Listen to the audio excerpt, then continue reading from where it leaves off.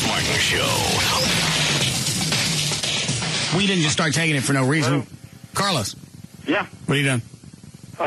Just finished eating dinner. At 6 o'clock? Yeah, I ate early. Yeah.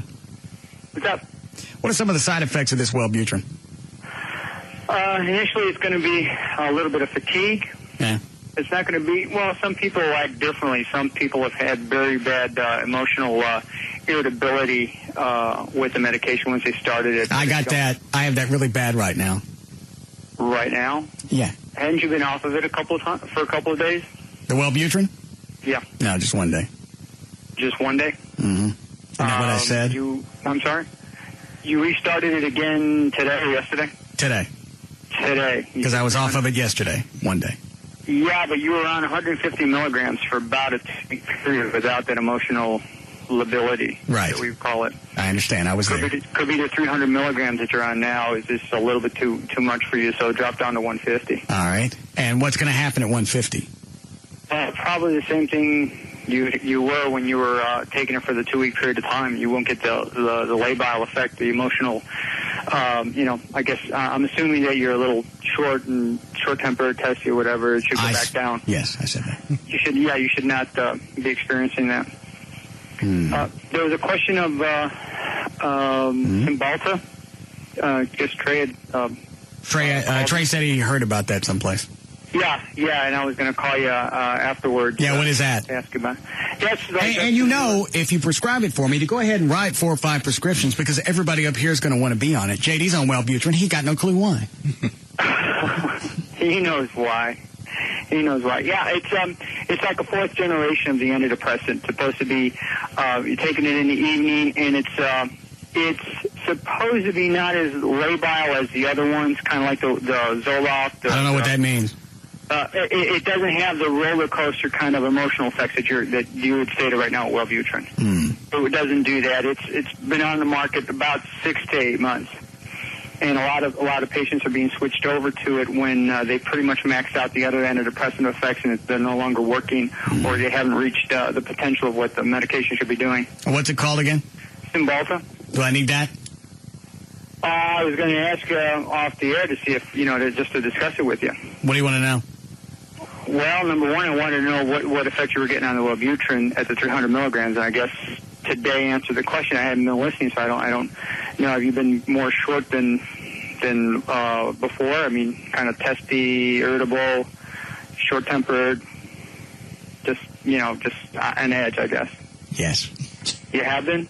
Yes. And there's nothing else that's going on. Everything is exactly the same, except for the increasing of the Wellbutrin. Right. There's no. Why don't you ask me again and see if my answer changes? Well, I want to be sure that I'm as specific as possible with you. I'm pissed off, and I can't shake it. Okay. Then let's go back down to the 150. All right. Well, am I going to get the other benefits if I go back down to 150? It was those 2 weeks that you were on it. Were you as testy as you are now on the 150? Mm-mm. How did you feel on the 150? I felt okay, but I didn't get any. There was no. I didn't know why I was taking it. Okay. If I'm taking it just to get me irritable, it works. Well, yeah, obviously, I guess it's worked then if that were the end result we were looking for, but it's not. Mm-hmm. Drop back down to 150. Mm-hmm. Okay. Mm-hmm. And then we'll see how you're doing. Probably tape you off of it because if you're not getting the effect that you were initially looking for when we first started this little adventure, then 300 you can't tolerate it because of the emotional lability that you're having. So we may have to take you off of it. Okay. How long before this irritability goes away? Well, if you drop down to 150, probably over the next 24 to 48 hours, you should start feeling like you were before. All right. Yeah, because you seemed pretty testy yesterday for a short period of time, and I was writing it off that you weren't on the medication. You've been off it for a day. Mm-mm. No, you showed up yesterday. I didn't know you were coming. I was made aware that you kind of knew I was to take the blood. So the last conversation you and I had was you weren't coming. Russ, that was last week. Okay. Have you and I talked since then where you said you're coming to get blood? over the weekend, I tried to return your phone calls and left messages. And so the answer is no. Yesterday morning, right. assuming that he had spoken to you because he sees you every day. No. Okay. Bad assumption on my end. Fine. So that had nothing to do with me being irritable. I just told you when I saw you, kind of, you seemed kind of upset and stuff, and I don't know why, and now I found out that you were off the Wellbutrin leash for a day, and so I gave you some other samples to get you back on the medication. I love to stab you. I'm sorry, what? Nothing. Stab your doctor. Wellbutrin. The Russ Martin Show.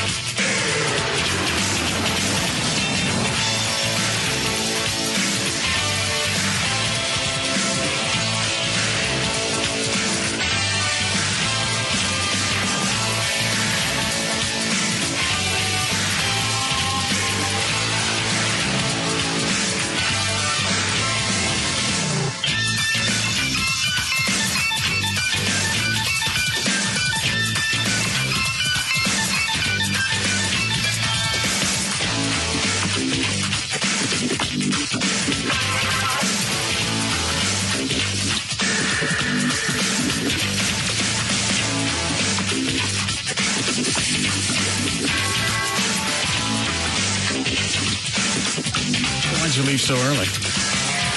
You guys are obnoxious. It's bad enough you're playing. It was a slumber party.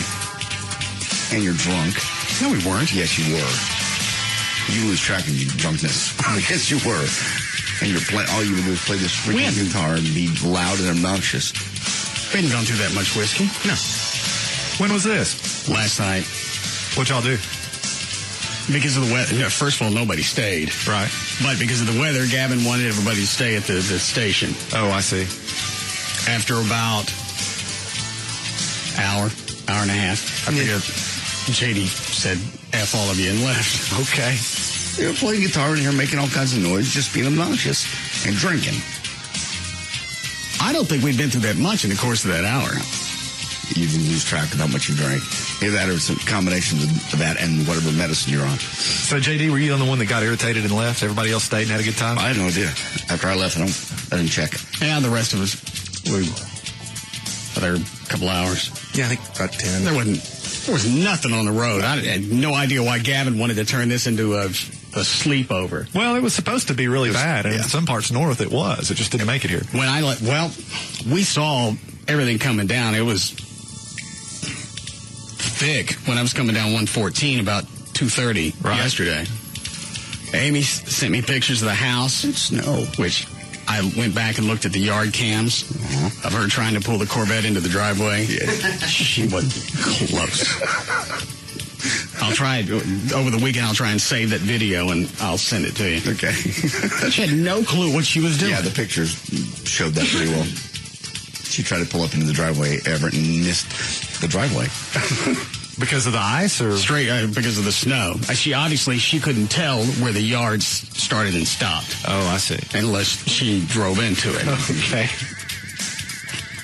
So then the Corvette's sitting out in front of the house, and because the house sits on that hill, either you hit it, you keep going, or you don't even try it. Right. And she decides to take the side of the driveway that loops around instead of coming in on the left where the driveway goes straight up into the garage. Not a good idea. No. So by the time I got home, there wasn't crap on the roads. It looked like maybe it had just rained, and that was it. There was no traffic, no ice, nothing. Did you get any snow in the middle of the night last night? No. Because that's when I live in East Dallas, and I got a lot of snow last night. Woke up, everything was covered. I don't think we were supposed to get any more. I neither. North Dallas didn't get a bit, I know, and I guess you guys didn't either. No, there was nothing. There was nothing in the mid-cities. In fact, when I left today about 2:30, all the snow had melted in the front yard. Really? Yeah. So I don't know what the big stink was last night as far as traffic, but there was no traffic and there was no ice. I don't know what it was like this morning when people started to commute. They love to scare you. The weather people. I heard the weather guys at 5:30 in there during one of our breaks go, well, looks like we've dodged a big bullet. No, looks like you were wrong again. This was this morning? No, this was yesterday at 5:30 when it was already dying out. And they were like, oh, looks like North Texas has dodged a big bullet. Brad Barton told us that 4 o'clock in the afternoon yesterday. He said it's going to peter out around 5:30 or 6. It's going to be in the 40s tomorrow. That's really it. It's not even a bad storm. You know, if it was any other job but a weatherman and you were that bad at it, you'd be immediately fired. Mm-hmm. Because they're always wrong. Well, they're not wrong. They just have to take it and sensationalize it because then you've got to feel some need to stay close to the TV. Yeah. As a result, and the Nielsen's go up. You can't leave the TV. My gosh, it's the worst storm in the world. Right. If you say it's going to be over in a couple hours, well, there's no reason to keep checking back in. But you're right. It is. They do make a big deal out of very little. As long as you sensationalize it. And the way that we react to weather, all it takes is just a little bit of scare, and that'll carry you for a few days. Oh, sure. Well, people were leaving work early, shutting things down yesterday. Our salespeople went home at 2:30. Grocery stores are packed. Well, the sales department leaving at 2:30 is weather related. They could use it as an excuse. Yes. Oh, Gavin was ecstatic when the weather was coming. He's like, oh, it's huge ratings for KLLI. Oh, that's right. He said we've had an election, but now we got weather. All we need is for something to blow up. He handed me a stack of closings. I looked at him and I went, Gavin, do you really think I'm going to spend 20 minutes on the air going through closings of schools that are already closed? Yeah. When did he hand that to you? 5:36? Yeah. Great. Everybody had already, whether they had closed or not, they had already shut down for the day. Read these. This is great. 4 pages of closings. Did any of the ISDs open late? Some up north did. I don't think Dallas was affected. Yeah, but there were some up north. Why is it so hot in here? It was miserably hot. I thought it was just me. What's the thermostat say? 75. Oh, God. Close, see if the air's on over there. All right, so you don't have to check up there. I can tell you at the ceiling ain't nothing coming out. I just want to know if the thermostat's on. Yes. Gavin, could you turn the air down in here, please? Sure. And then Gavin starts getting pissy because all of us are leaving. He got food for us and blankies. Well, we look out the window and there's nothing. There was no reason to stay. Traffic's going by at 75 miles an hour. For the traffic that was out there. By the time we left at 10 or whatever, it was a ghost town. Yeah. Well, I'm sure Gavin just wanted everybody to gather together and have a big social event, spend the evening. Yeah, he came in here in his boxers last night getting ready for his sleepover. Yeah. He didn't leave with his boxers. Really? Yeah. You can tell he's been doing lunges or a lot of leg presses because he's got a nice ass. He does. Awesome. Really? Yeah, when Dan was yanking his boxers off, you can see Gavin flexing. He had that nice little indentation right here on the side of his ass. It's quite impressive. And then Dan almost got a Peter in the eye. Really? Gavin's or someone else's? Gavin's. Yeah, this time it was Gavin's. Really? Dan's trying to pull Gavin's boxers off. I said, don't let him leave with those shorts. And Dan's not watching. Right. So at a certain point, Gavin's weenie comes out. Dan almost gets one in the puss. Wow. Because he wasn't looking. Did you get my messages, John? What is your problem? He call you buddy back. I'm not calling you back. You're just being obnoxious. You're being drunk and you're being obnoxious. It's the reason I left. JD, what'd you do? See, and this is exactly why we don't hang out anymore, because you don't like to drink and you don't like to hang around us. When you stopped drinking, our friendship started to deteriorate rapidly. Absolutely wrong. Am I right, Trey? Absolutely wrong. You sit here, all you do is play the freaking guitar, and you don't even play songs. You play little licks. Over and over and over and over. No one can even hear. Nobody can talk. What's the point of hanging out? Well, Trey and Dan went out into your office. They were out there drinking, talking. Everybody was having a good time. You were just a party pooper. Yeah, it was a lot of fun. You were on your computer listening to that Reverend. Dan, I forgot what Dan was doing. And you were in here playing guitar. It wasn't exactly like a guys hanging out night. That's exactly what it was. You're the only one with a complaint. Everybody else sounds like they had a good time. I was ready to go home. So obviously you've chosen home. I'm sick. Your sobriety over our friendship. No, that's got nothing to do with sobriety. You used to hang out with us when we were doing mornings. You'd hang out all day and drink with us in the office. Well, yeah, that was back when we were all drinking. It's not fun to be sober hanging out with a bunch of drunks. It's just not. That's what I keep saying.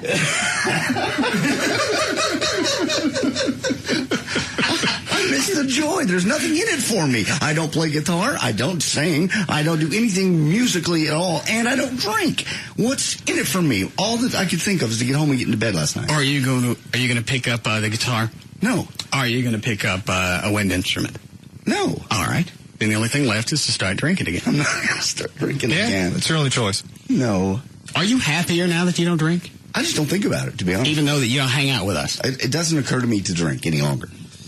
It's like... And it also doesn't occur to you to hang out with us. I hang out as long as I can, as long as I can take it. There was nothing in it for me. There was no joy coming. There was no joy in my heart. We tried to give you some joy, and you wouldn't take it. Tried to give me a bottle of joy.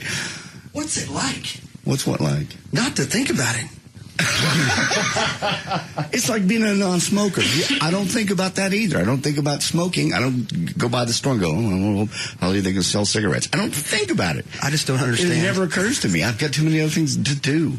You know, and the other thing is, then you just have that condescending look. I never condescend anybody about drinking. It you is. guys drink all. Because you said, if you guys are going to drink all night, I'm leaving. Like, you can't hang out with us, even though we're just... There's nothing here for me. You're just playing guitars and drinking. I don't do those things.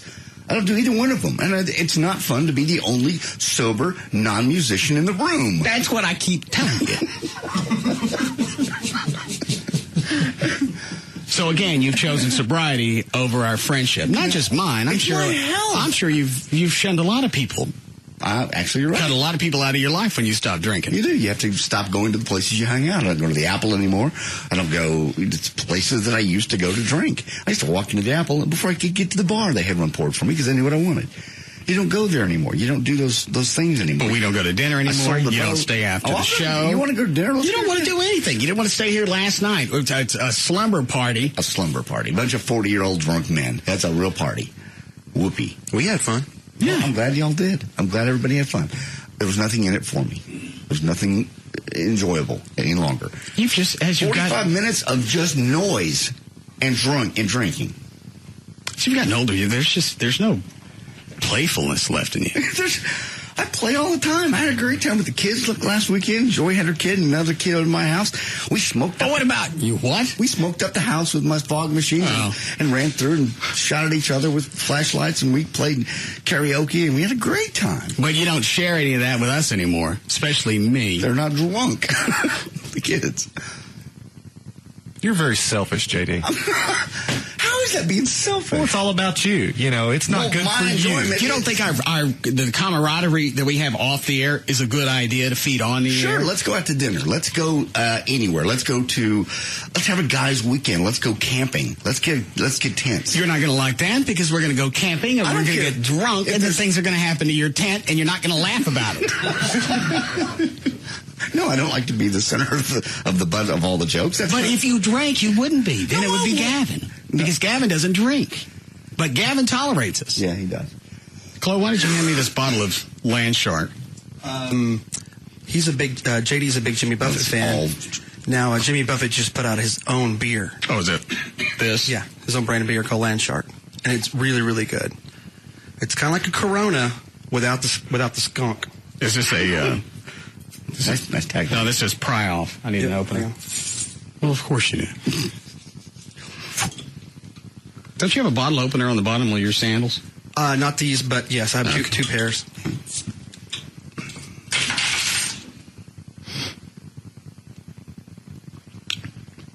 Be a lot better without the cough drop in my mouth.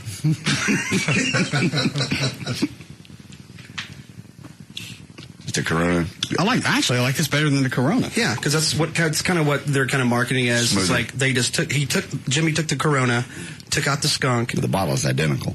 And What are you talking about, the skunk? you know, kind of that skunky taste or that kind of funky taste that Corona's got. You have to put a lime in it to kind of equal it out. Oh, I didn't know that's why they did it.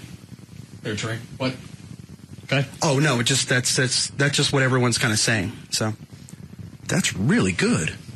How long's it been out? I think they started distributing it about 2 or 3 weeks ago. Yeah, It's distributed by Benny Keith Budweiser. Oh, that was the special of the week with Majestic. it was. Yeah. You try, John? No, thank you. I appreciate it. I'm never a big beer guy anyway. I know, it's the ocean calling. I'll smell it. I don't think you can smell If I can alcohol. even smell. No, you're right. It just smells like a smooth Corona. Why don't you just try drinking again for a week? Why would I do that to my health and my body and my liver? It's not going to do anything in the course of a week. Then we'll get to hang out. That's like saying a smoker. Why don't you just smoke for a week? You can't. You're back into it. And you're back into it in a bad place. I'll end up in rehab. Why? Just because. Oh, that's how bad it was. You were never in rehab, Clear. You're right. You were never in rehab before. You're right. I wasn't. And you drank for how long? And I was heading that way. I was out of control.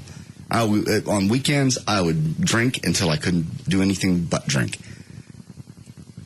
It was terrible. How much vodka would you go through? In a weekend, one of those great big bottles like that. 1.75? Bigger, whatever the big one is, like that Jack Daniels bottle you have back there, whatever that is. Yeah. I'll go through that in a weekend. That's not bad. That's a lot. That's a lot of vodka, dude. Whoa. How much do you go through in a weekend, I Russ? would get up in the morning. I don't know. And before I had food, I would have a shot. Oh, I didn't know you were drinking in the morning. Yeah, and Saturday, on the weekends, yeah. Oh, yeah. I get up and have orange, and in your mind you go, well, I'm mixing it with orange juice. I mean, you rationalize it. Oh, wait, like OJ's for breakfast. What's that look, Russ? I don't understand rationalizing it. Oh, if I'm going to drink, it doesn't matter what it's mixed with. I already know I'm drinking, so Right. why am I going to waste the calories on juice? You go through a stage where you try to rationalize your drink. It's like drinking. I'm only taking the edge off from last night. And that's all I'm going to do. Hair of the dog. And then by noon, you're toasted. What is it, Club? That's how we got to do it at the lake. We mix our vodka with Gatorade, so we're staying hydrated at the same time. So I got it. So your electrolytes are fine. Okay. That is so bad for you. Gatorade and whiskey? In anything. Because your body will absorb it faster, and that's a lot of people, if you ever see people... Hang on, Gatorade and anything or whiskey and anything? Gatorade and any type of alcohol as a mixer is very bad for you. You absorb it quicker. Yes. All right. So you can... people slug it down faster, and all of a sudden you get alcohol poisoning much easier because all of a sudden you're absorbing it faster. And Would it be the same thing with Red Bulls as well? Red Bulls just keep you awake. They'll make you a wired drunk. But Gatorade, really, you just absorb it too fast. Just a week. No. How about a weekend? No. We'll all go camping and you'll just drink for the I weekend. don't want to drink for the weekend. Why would you want me to go back to a negative, bad... Because you were fun then. I'm fun now. My buddy's dead. Your buddy's not dead. I don't know you. Yes, you do. I know the JD that drank. I don't know you. I'm the same person. I'm just sober. I remember things That's now. the one that I don't like. I like the other fella. Oh, well, I'm sorry. He's never coming back. The alcohol shut up guy. Yeah. When you would tell us anything because you were stoned. Stupid things I did. Again, I've said this many times there, for the grace of God, that I'm not in jail. Didn't get told to stop drinking by a doctor or a judge. So obviously it wasn't that bad. It was. Not just for a weekend. It was that. No. A nice camping weekend. Absolutely not. You really want me to compromise my health and my life? Yes. And possibly die of alcohol You're poisoning. not going to die of alcohol Well, poisoning. people die every day of alcohol. I've seen You people didn't die do from it before? You drank for 10, 15 years? My drinking was accelerating. It was getting out of control. It was getting out of control. Now, did you drink during the week in the morning? No. Okay. So obviously there was some type of control. The minute the show was over, though, I hit the truck Well, that's what we do after the show's over. To mix a drink. It sounds like you still have a long way to fall. Yeah. You actually want to see me hit the dead rock bottom is where I need to be. You never hit rock bottom, so you really have no perspective on this. I've seen people hit rock bottom. Thank you, Everett. No problem. Do we need a break here? Yeah. Do we? How did the thing go with Lee Harris and Gavin? Did Gavin buy it? Yeah. Because Lee Harris is not really a thespian. And Gavin was getting irritated. You can tell he was, the longer it went on, but I mean, he didn't yell at him or anything, but he finally is like, not my deal. I've got better things to do. Oh, get out of here. Yeah. We sent Lee Harris to Gavin. Yeah? To ask if he was still in the band or not. Okay. Because Carlos came over Monday when I was at my worst. Right. Gave me a cortisone shot, and I didn't really let him back in the band. I said before he would give me the meds, he had to be the bass player again. Okay. So Lee Harris hears it on the air, buys it as real, then starts having a fit. And because we're all leaving right after the show every day because we're all sick, nobody was really here to talk to him until he was a hose job. So he doesn't know any different. Well, he does now, but we sent him into Gavin today. Right. To have a fit. Excellent. Do I have a half a minute to listen to this? Yes. All right. Hey, Gavin. I need to talk to you for a minute. You know, you got time? His acting blows already. That's not his strong suit. Yeah. Look, you know.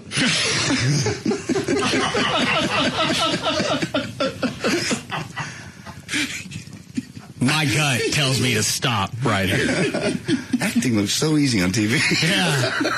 Look, Just not. you know, say, Walt. I'll listen to this during the break, then I'll decide. I got to know what the rest of this.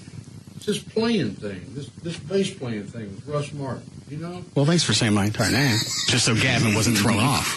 With Russ. Which Russ? What is it, Dan? I'm just standing and giggling, thinking we need to start polishing off Lee's Oscar. Hey, Gavin, it's me, Lee Harris. You remember your assistant? I know it sounds like we're speaking on the phone, but we're standing in the same room. We can see each other. Yes. Can you see me? Maybe you remember me from previous hose job. Oh, God. I also played a plumber. Yes. On One Day at a Time. I should remember you now. And I don't understand what the problem is. If it has to do with the band, that's Chuck, not me. No. Wait a minute. I'm going to have to listen to all of this just for the acting. Yeah, if you look at it from the train wreck factor. But it sounds like Gavin bought it. Yeah, Gavin bought it. Buddy, wait a minute. That old dog ain't gonna hunt. You got the inside with Russ. You got the communication with Russ, and you know I have been busting my butt on this thing. I mean, I have rehearsed. I even have an advertisement or a help or whatever thing on Craigslist looking for these silly white pants and a white shirt to match because I says I have got me a gig. Maybe music would help with this. And now I don't even know what's going on, and I'm coming to you, and you're telling me that you don't have any communication. I don't have any communication. If you want anything having to do with the band, you got to go through Chuck. As far as the radio station, go through me. As far as the band, go through Chuck. But it's the Russ Martin Show band. I have nothing to do with the band. I'm a part of the band. I'm just like you when it comes to the band. Ahoy there.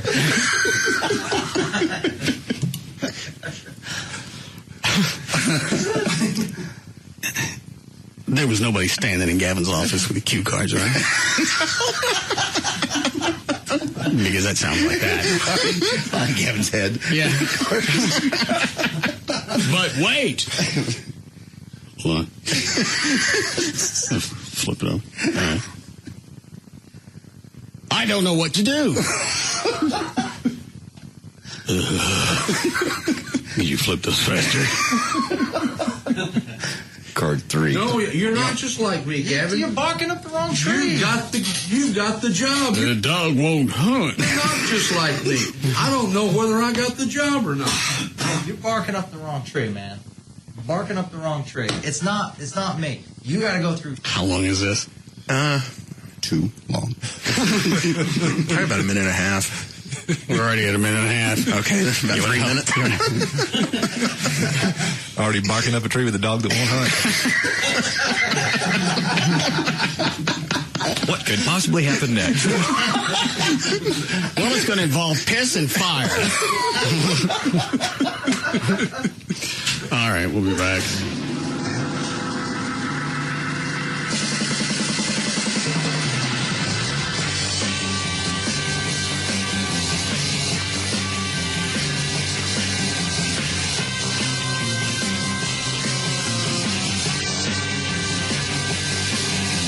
They may be drinkers, Robin, but they're also human beings. We'll be back to the Russ Martin Show.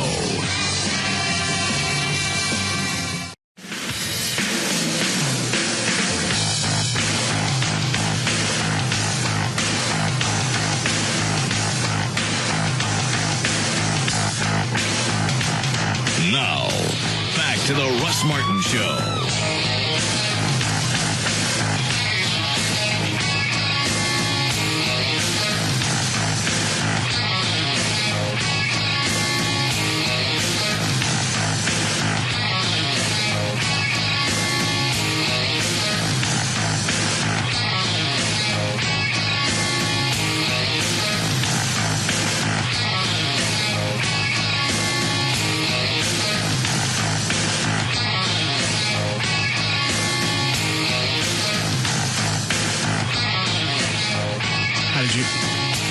How'd you hear about that? Just someone I know that knows the camp over there. Knows the camp?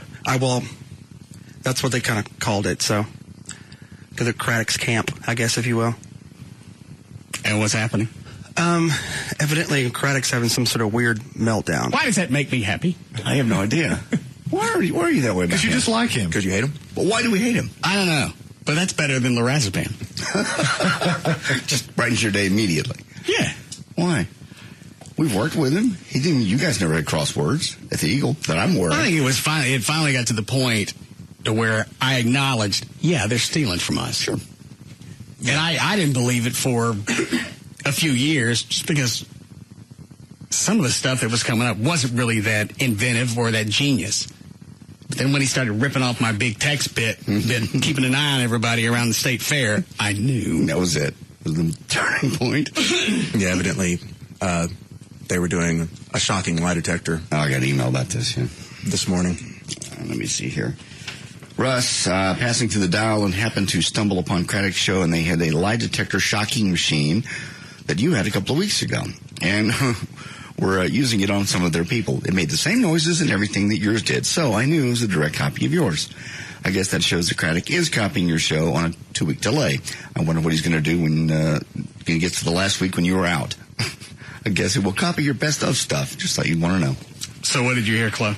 That he's just like really screaming at the staff. I mean, just like off the cuff, just some sort of weird, like coming down off drugs maybe or something. That's what this is in their words, and also to their. This is the way he's acting. Yes, doesn't necessarily mean he's coming off drugs. Yeah, no. Is this a shot at me somehow? Why? Because it sounds like a shot at me somehow. It's not. How's it a shot at you? Screaming at his staff. Oh, that. Coming down off something. Oh, that. So I ask you again. Is this a shot at me somehow? I didn't do it. I'm just reading emails. No, like it's you know, every boss will have the screaming things. It's just that this is just often and more harsh than you normally would scream at someone for something. This is a shot at me somehow. It's not. No, it's not. And the staff's having to write bits and do other stuff and kind of not really take over, but do a lot of the stuff that he used. Well, that ain't a shot at me because nobody around here does dick. So, Hey. Yeah, try stealing that one, Craddock. So, what kind of meltdown? That didn't he just kind of talking about like panic attacks or just coming unglued. Yeah, like almost like every break, like he'll just start yelling and. Okay, this is a shot at me somehow. You don't have breakdowns every break. Stop there. And also blaming the staff for bad bits and stuff. Okay, we're back to me again. How long has this been going on? They didn't really say. They just said kind of like it kind of started. So that's the way they're kind of saying it. I was like, really? So. All right, hang on. Who's on the hotline? That is Mr. Eddie Gossage from Texas Motor Speedway. I forget why I wanted to talk to him. You don't know? No, Gavin said we have Eddie ready for Russ. Gavin didn't tell you why. I don't recall. Okay. Carve tomorrow. I know why. I just like the lack of communication that seems to run rampant. Gavin doesn't bother to tell Dan why Eddie Gossage is on the phone. Yes, Eddie. So Dan doesn't really know what to tell me on the air. Short of, hey, Eddie Gossage is on the phone. Then I got to remember why I wanted him. You having a meltdown? No, I'm trying to keep this one under control because I don't want to come off like somebody else. Okay. I have a show meeting today. Oh, great. After the show, which may end now. Can't wait. Mr. Gossage? Hello. Isn't the concept to have the meetings before the show? No, because then everybody's in a bad mood for getting their ass chewed. Oh, okay. You want to start the show off light, then you let them go home with their weekend ruined. You should know that as far as being in management. I've got to work on that ruining weekend thing. What? I heard on the news this past week that you wanted to break. Are they still called the Cars of Tomorrow? No, they're called NASCAR race cars today. Okay. So, yeah, it's kind of hard to make that transition. But you wanted to, because some of the wrecks from the past week, you wanted to have them come out on the track and do testing, but if they don't pass the testing or you're not happy with it, what do you do? Because it's the only car you got now. It's not about passing the testing. It's about learning about the car and making changes to the setup and things like that so that we don't have all the horrible crashes that we had last week in Las Vegas. When you've got 3 Cup champions, Tony Stewart, Jeff Gordon, and Kurt Busch, having big impact crashes, just horrifying to watch. Tony Stewart said he was numb from the waist down. He lost all feeling, eventually started tingling, and he's okay, he says, but, you know, man, that's an impact. And what's the biggest difference between the cars that are racing now and the previous generation? Well, it's a complete aerodynamic difference. The notes they had a year ago on the old car, this is the setup you run with caster, camber, shock, springs, all kinds of technical things that I don't even begin to understand. All those things mean nothing today because this is a completely different car. And so they've all got to start with a blank sheet of paper and figure out, what setup to put underneath these cars. And you're not only looking for what's fast, but you're looking for what is consistent and what is safe. For instance, they can adjust the camber on the steering on the front of the car, and that can impact whether or not the right front tire wears evenly or blows out very quickly. And if you have a right front blowout when you're turning left, all the weight of the car is, the centrifugal force goes to that right front corner. If it blows out, you're going to hit the wall hard, and that's what happened out in Las Vegas. And I thought that was the biggest reason to switch to the Cars of Tomorrow was the safety factor and the consistency factor. Well, it's both a competition issue and a safety issue. And from a safety standpoint, you got to give these cars high marks because Jeff Gordon's crash, if it'd been in the old car, you shudder to think about what the outcome could have been. You don't think he would have had the crash had he been in the old car? Well, in Jeff's particular case, he ran into somebody. So, new car, old car, if you run into somebody, you're probably going for a ride. Okay. And so that really wasn't caused by that. Now, how did NASCAR react when you said, I want to have testing out here before they actually get out on the track at full speed? They said no. And I said, well, then it's on you guys because I don't have a good feeling about all of this. I hope that I'm wrong, and I'm being extremely cautious, erring way on the side of caution here. But the Samsung 500 coming up here April 6th, just 30 days away from today. It could be a real caution-filled, slam-bang, knock the walls down, wild race. And I hope that's not the case. So you just want them on the track to get a feel of the new car, the new suspension, just get a feel for everything on that track. Absolutely. Every track is different, and this is the fastest track in NASCAR. Okay, so why wouldn't NASCAR be okay with that? Are we going to have some testing? We're going to make sure everybody's cool with the track. It doesn't react, the cars don't react odd to this particular track or that bump on the third turn, and everybody's happy. You tell me. I honestly... I don't understand it to save my life, and the truth is I'm trying to make sure that we do save lives here, and I'm concerned about the danger and that kind of thing. Are there any added safety features in these newer cars? Anything as far as the structure, the cage, the harness, whatever? Yeah, absolutely. There's a lot of things in it. There's some crush panels that absorb the energy of impact in the sides that weren't in the old car. The drivers move further towards the center of the car, which is good. Gets them away from the left side in case they're T-boned and that kind of thing. Do you think had Dale Sr. been driving one of these cars, he might have survived that crash with the technology that's in these? Well, I'll tell you, reportedly the reason that Dale was fatally injured was how his seatbelts were mounted and that they were cut by the frame of the seat. And so whether it was old car, new car, or whatever, if your seatbelts break and you're going 180 miles an hour, it's a very, very bad thing. So you also can never say, boy, if that had been the old car, that would have been really bad. Right.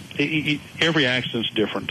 Well, and you and I have talked about this before, and I've watched replay after replay of Dale's accident, and you look at it, and you just wait for him to come crawling out of the car, because it didn't look anywhere as devastating as anything else you've seen. Yeah, every time I see replays of Dale's wreck at Daytona, I really get angry, to be honest with you, because that's a wreck that he should have gotten out of and not even been sore from. So it's just so frustrating to lose a friend, and it's just such an important guy, to what should have been just a simple, one-car incident, two-car incident, no big thing. Right. All right, so when are the races there at Team S this go-around?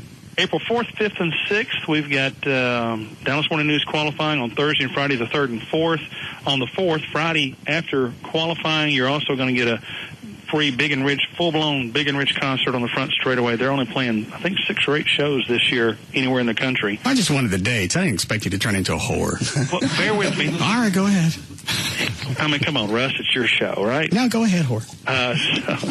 Wow. Okay. So you have Big and Rich on which day? That's Friday. Part of Dallas Morning News qualifying Friday, April 4th, and Saturday, April 5th, the O'Reilly 300 NASCAR Nationwide Series race, and then Sunday, April 6th, it's the big Samsung 500, and immediately prior to that is the Amdro Fire Strike pre-race show starring the Doobie Brothers. You'll see the Doobies and all the stars of the NASCAR Nextel Cup circuit here April 6th. How come you never ask us to play out there? Let's see. I thought about it. I was like, Russ and the guys and the Doobies. Russ and the guys and the Doobies. Where would you come down on that? I don't know, but you sound kind of pissy about it. Well, you just called me a name, so. Well, now, as far as all the races throughout the year, how does this one rank as far as size? Because I don't really have a perspective. Yeah, the attendance of this one is probably the 3rd biggest of the season behind Indianapolis and maybe Daytona. Sometimes we're bigger than Daytona. And in terms of purse, this is the 4th biggest purse of the year. So, what's the biggest one for you guys at TMS? The Dickies 500 last year was like $2,000 more. I mean, they're 3rd and 4th highest of the season, and sometimes one is higher than the other just by a few dollars. And of course, of that weekend, you have how many people come through TMS?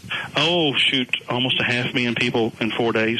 So, good sized crowd. I can't fathom how you actually could handle that many people in the course of a couple of months, short of coming in all in one swoop in 2 or 3 days. It's magic. So it's, but there is something that it's hard to explain to people. To be in a crowd that big man, there's an energy and there's a power that's just hard to explain to folks. And you never hear any issues at NASCAR events. Well, my friends at the Cowboys give me a hard time. I was over there one day. I have season tickets with the Cowboys, and I stopped by there to say hello to a couple of my friends in the Cowboys front office. And this lady said, "Oh yeah, I heard you on the radio taking shots at us." And I said, "Well, when did I take shots at you?" And you said, "Well, your fans." Only 3 or 4 of them were arrested during the course of a season, and we averaged 10 a game, or 80 to 100 a season. And she said, "I don't appreciate that." And I said, "Well, maybe you need to talk to your fans."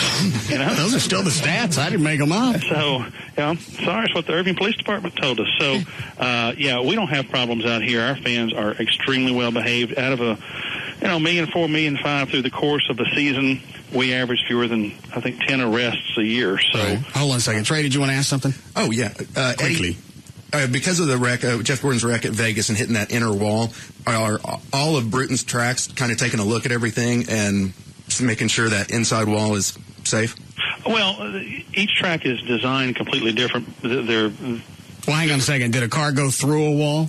No. What happened is Jeff Gordon spun off of turn 2. Like I said, he and Matt Kenseth got together, and he spun off of turn 2, and there was an odd angle of the wall where the rescue trucks come out when there's an accident. All right. And we have 7 such openings around the racetrack, too. But none of our openings are at that severe an angle. And so Jeff just kind of hit at a very strange place. As soon as I saw it, I said, well, that wall is going to be fixed, and they are going to fix it.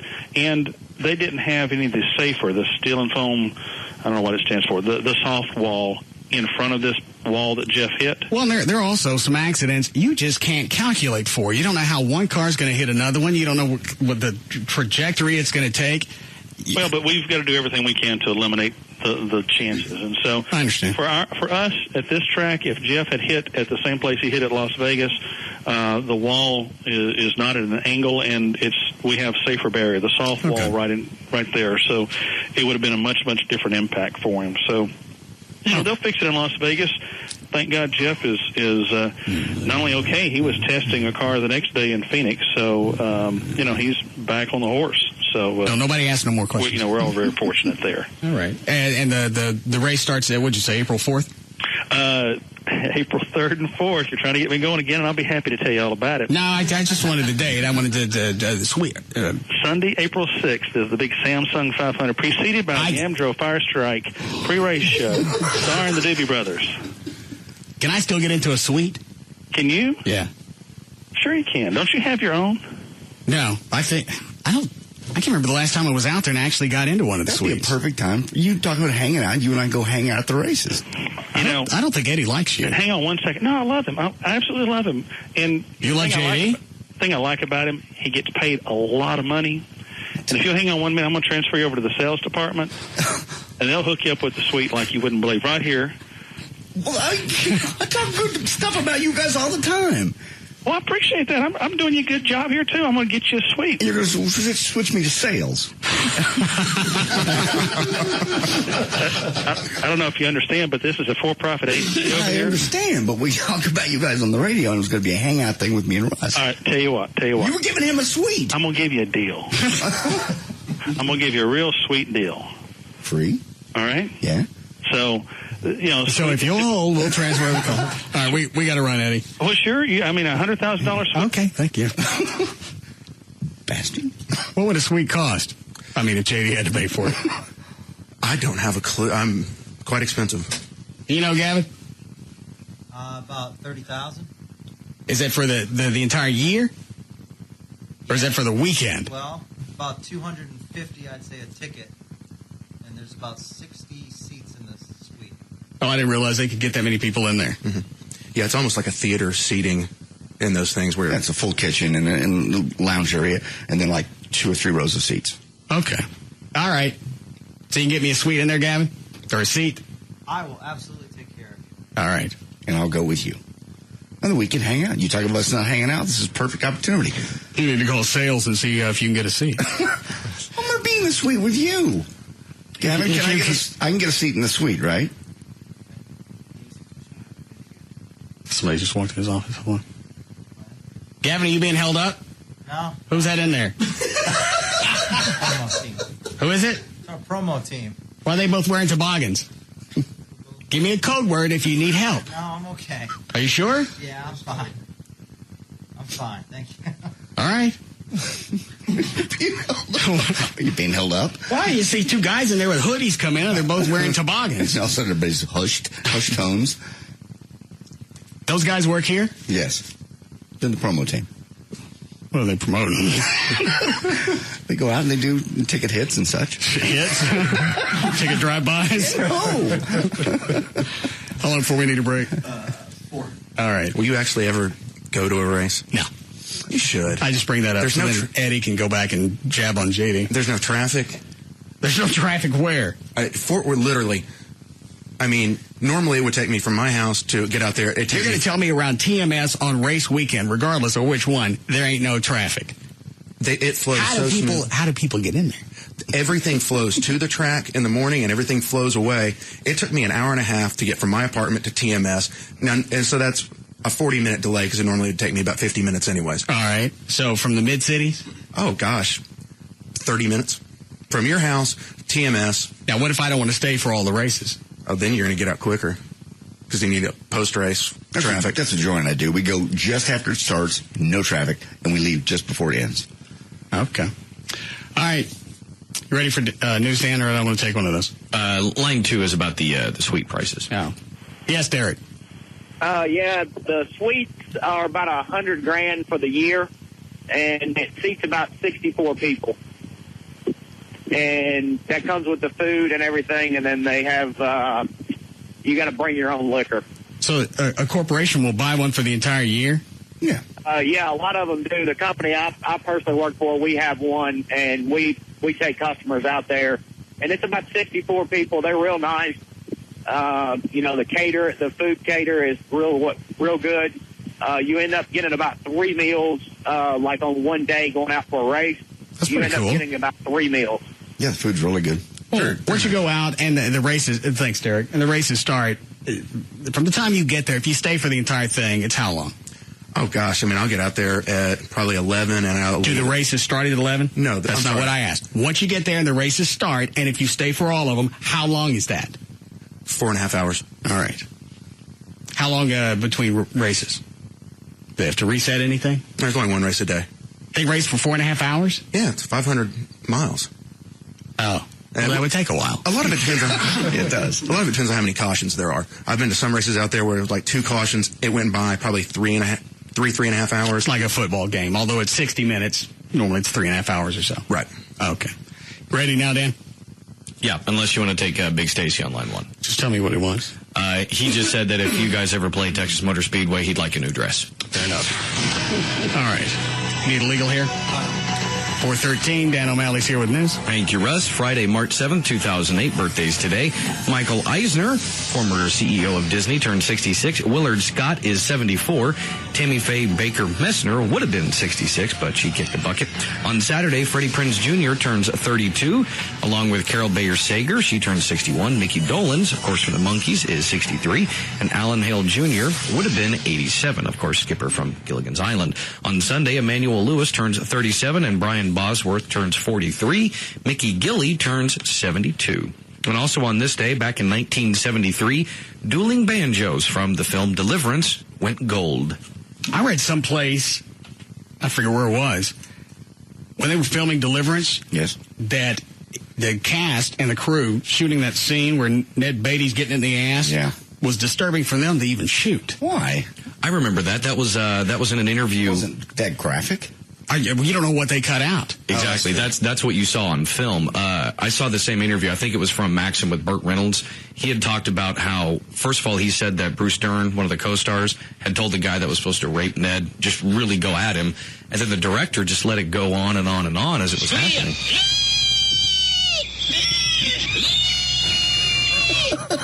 And the director never said cut.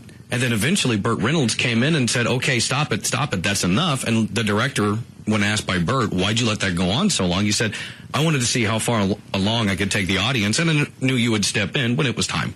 Well, I know Ned Beatty got his pants down, but the guy that was screwing him, Did he get his ween out? That I don't know. And I don't know if I've ever seen any sort of behind-the-scenes anything. Anytime I've watched Deliverance, I skip through that part because it's disturbing for me to watch, especially because it's Ned Beatty. Yeah. And then somebody like Jan Michael Vincent. And giving him the earwolf. Yeah. No, I'm just, that scene never bothered me. I mean, A, you know it's a movie. B, it's not graphic. I mean, you know what's going on. It's pretty graphic. You've got a guy that's being raped by an inbred redneck, and you got nobody to help you. I guess. There's a scene in one of the Bruce Willis movies where that black guy gets it, too. That bothered me Pulp more. Fiction? Yeah. I don't know why that bothered me more. I figured you'd be sitting there flogging it to that. Why? Of course not. That was terrible. You don't sound upset. It was terrible. It was an awful scene. Talking about where he's got it, the ball in his mouth? And he's getting... Do you have one of those? No, I don't have the gag ball, no. What about the gimp fit? No, I don't have any of that. No, we never do that. No. Leather hood? No, we don't play those games. Not even on holidays? No. Ever. All right. Special events. All right. After Labor Day? No. Okay. Do we need a break? Okay.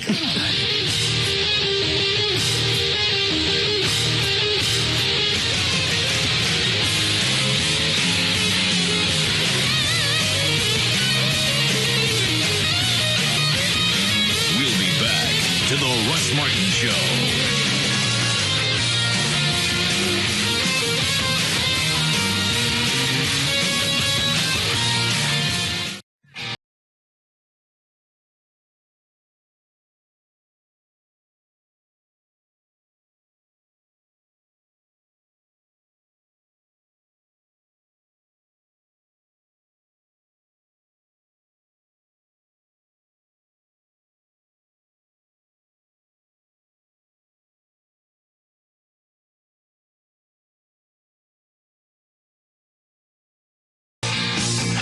Who's on the hotline?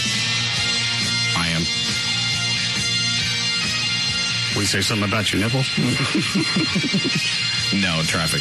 Where's Gail? Apparently she's sick. Oh. Yeah, she sounded pretty bad yesterday. Okay. All right, let's go.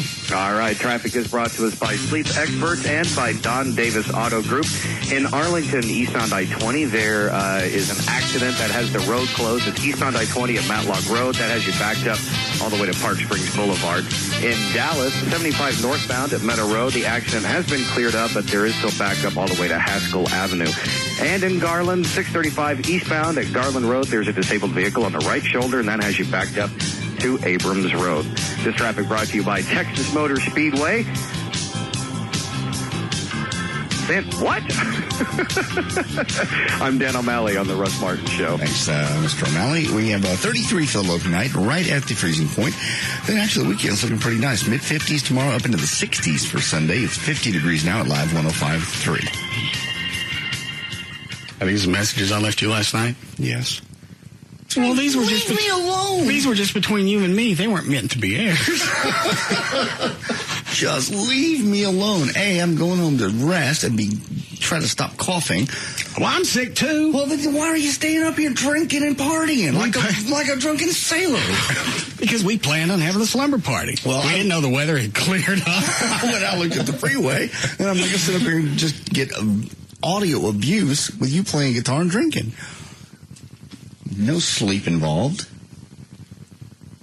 No rest. Just you guys making noise. We would have stopped at a certain point. At what point? Well, it's a slumber party. You're not supposed to sleep. There's no point. I need my rest, and I don't need to hear you play guitar. I get 4 hours of it a day during commercial breaks. You just want everybody to party the way you want everybody to party. I just if they don't do it your way. I want to. Yeah, which is Trey's right. That's extremely. What? What is it? Narcissistic? It's narcissistic, but also has an air of piety to it. How is that? Is that the right word? Pious. Yeah, no, piety works. Also, righteous is solid. Righteous is the word I was looking for. Thank you, my man. Righteous bastard is what you are. I'm not a righteous bastard. You turned righteous as soon as the day you stopped drinking. I knew the day you stopped drinking, you turned into a righteous bastard. No, I didn't. God. No, I didn't. I don't think everyone knows who you're talking about when you did that just now. Eyes. think he still got the flavor of it. Yes, he did. Well, anyway, no, it's just there's nothing for me. There, 45 minutes of all I got it. You're going to play guitar, and y'all are going to just drink, and Trey's going to play the good Reverend up there in my office at full volume, and I've had enough. Once again, it's your selfishness. What's in it for me? What is it? Yes. What is in it for me? If I'm at a party and I'm not enjoying myself, I'm going to hell. Hey, calm down, fella. Sorry. You're saying I'm pious, and I'm not. You are. It's not. I'm not. You're pious, and you turn righteous the day that you stop drinking. You do whatever you want to your body, to your liver. Just exactly. And again, you're judging me. I'm not judging you. Do whatever you want to yourself. Drink, swim in Jack Daniels. That still sounds very judgmental. It's not judgmental. And those who judge will later be judged. I'm not trying to judge you. I ain't trying to speak against you. You speak against me, and you know what I'll do. All right, I feel like y'all are taking on airs, and I don't know of whom. It's earlier this week. Trey found a clip of a Reverend James David Manning. James Manning. Okay. Out of Harlem. All right. And it's all Trey is focused on this week, just bringing clip after clip from his sermons. YouTube, I guess, or what? Yeah, I think most of them were on YouTube. All right. When Gavin was programming a small market station someplace, he said he actually carried the radio version of his show. I think it wasn't anything like the clips that Trey's pulling. So he's gone off the deep end. That's it. All right, give me one just so, what is this one? Last night. Do we have the very first one with Obama? I actually emailed you the link. When? Oh, gosh. A while back. Okay, I don't know what this one is, but I'll play it. Woman, thou can be free. Just do as I tell you. God said to me now, I'm not saying I read somewhere. I'm not saying I understood. I'm not saying I conjectured. But I said to you, God, whose name is Jesus, said to me. He doesn't even have to finish that sentence because anything that he throws out that's racist, he just covers by the word of God. Well, sure, he's channeling God. I didn't come up with this. No. I didn't conjecture it. I had nothing to do with its creation. It came from God. Yeah, you argue whose with name is Jesus. I said God. Yes. Whose name is Earl. I call it Earl. Yeah, you do. When I get down on my knees at night and I pray, I say, "Dear Jesus, I'm on high." Earl, are you there? And if you speak against him, you're actually speaking against God. And, of course. And Russ is not kidding. He says, I'll bring cancer to your life. I'll bring all kinds of terrible things down on you. I will, because I'm speaking to God. I'm speaking for God. What denomination does he purport to be from? We haven't figured it out. To me, it's got a Pentecostal feel to it. Right. But I could be wrong. I think I found the link.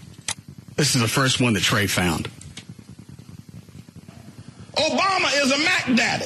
Obama pimps white women and black women. It's better. Really, beyond that, you don't need to hear the rest of it because you already got it. Yeah, it's kind of hard to follow that up, too. Take him through the 54 double Ds, though. Obama is a Mac daddy. Obama pimps white women and black women.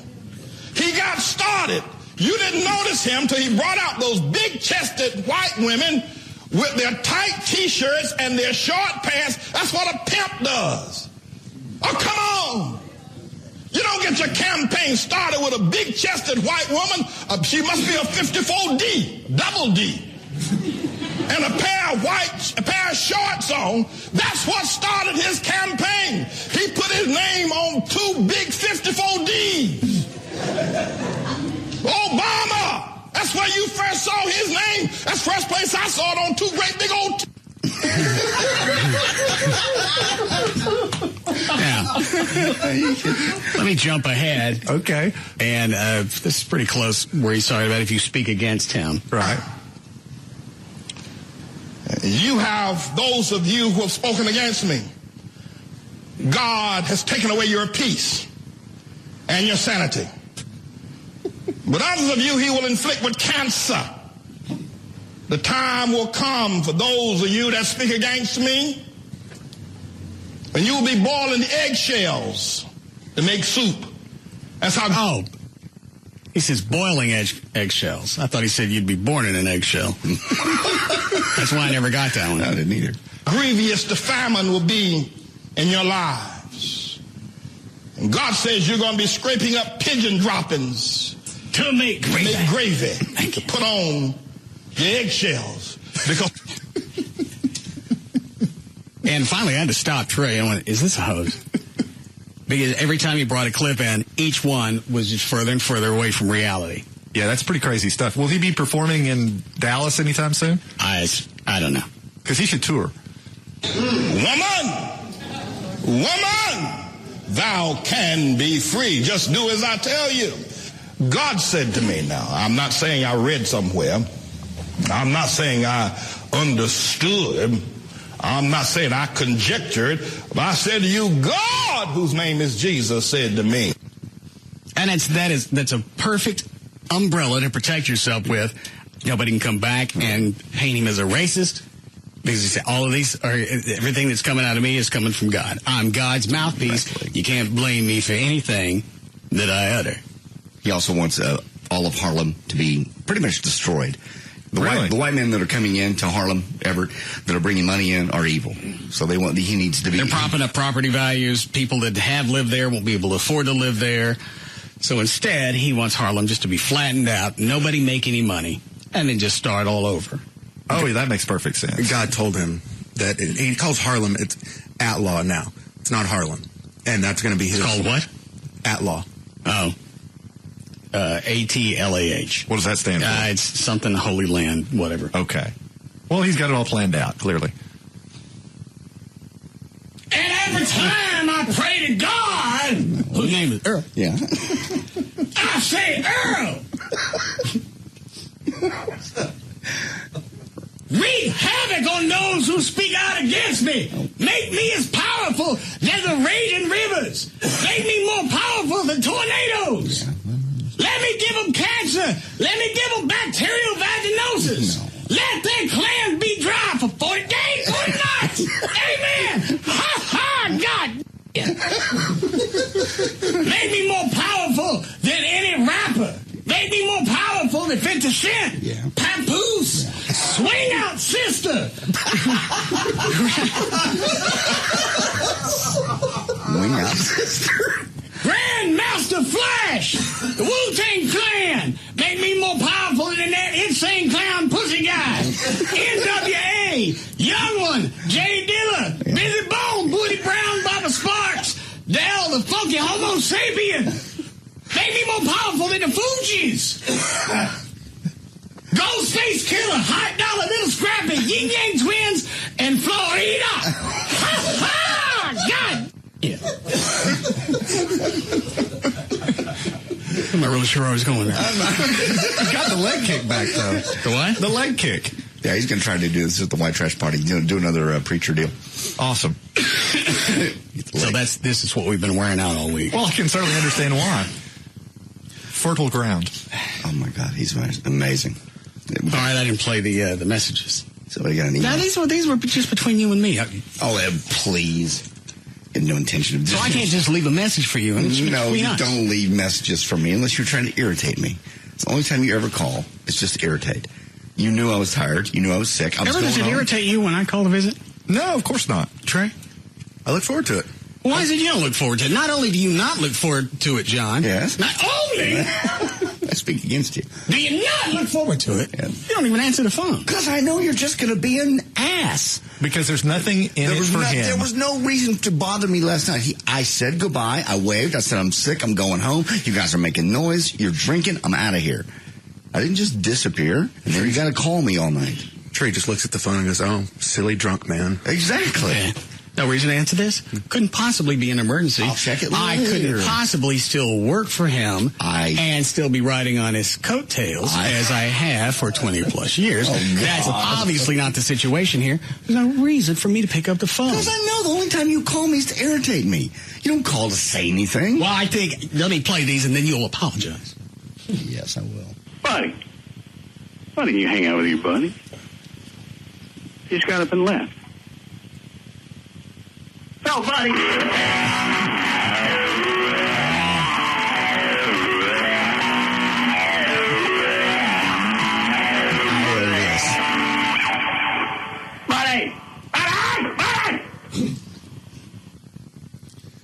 I stand corrected. You just called to check in. There are venues that pay a lot of money for Russ to play. Huh? We make $5-6 grand every time we play someplace. For the whole band, not for a drunken guy with a guitar. A monkey with a guitar. Hey, before you come in tomorrow, could you bring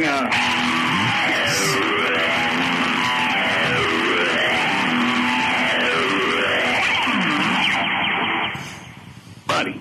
Why you leave your buddy?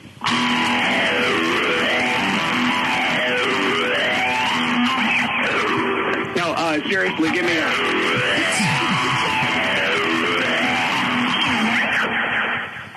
call your buddy back.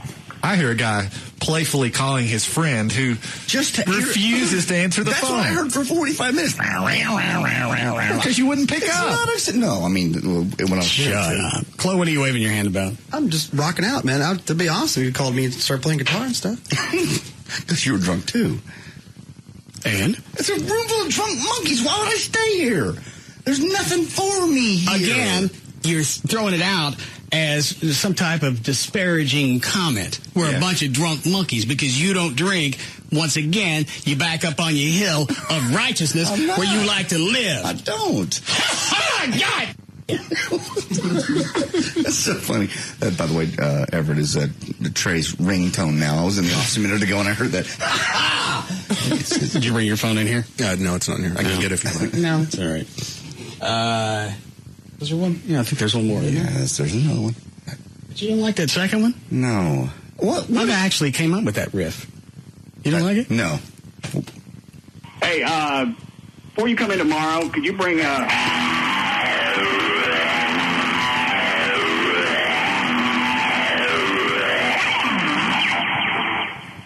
buddy? Why you leave your buddy? You don't like that? It's very nice. I heard enough. No, seriously, give me Yes, why I didn't answer the phone, I have no idea. Okay. buddy! Buddy. Where's my buddy? Come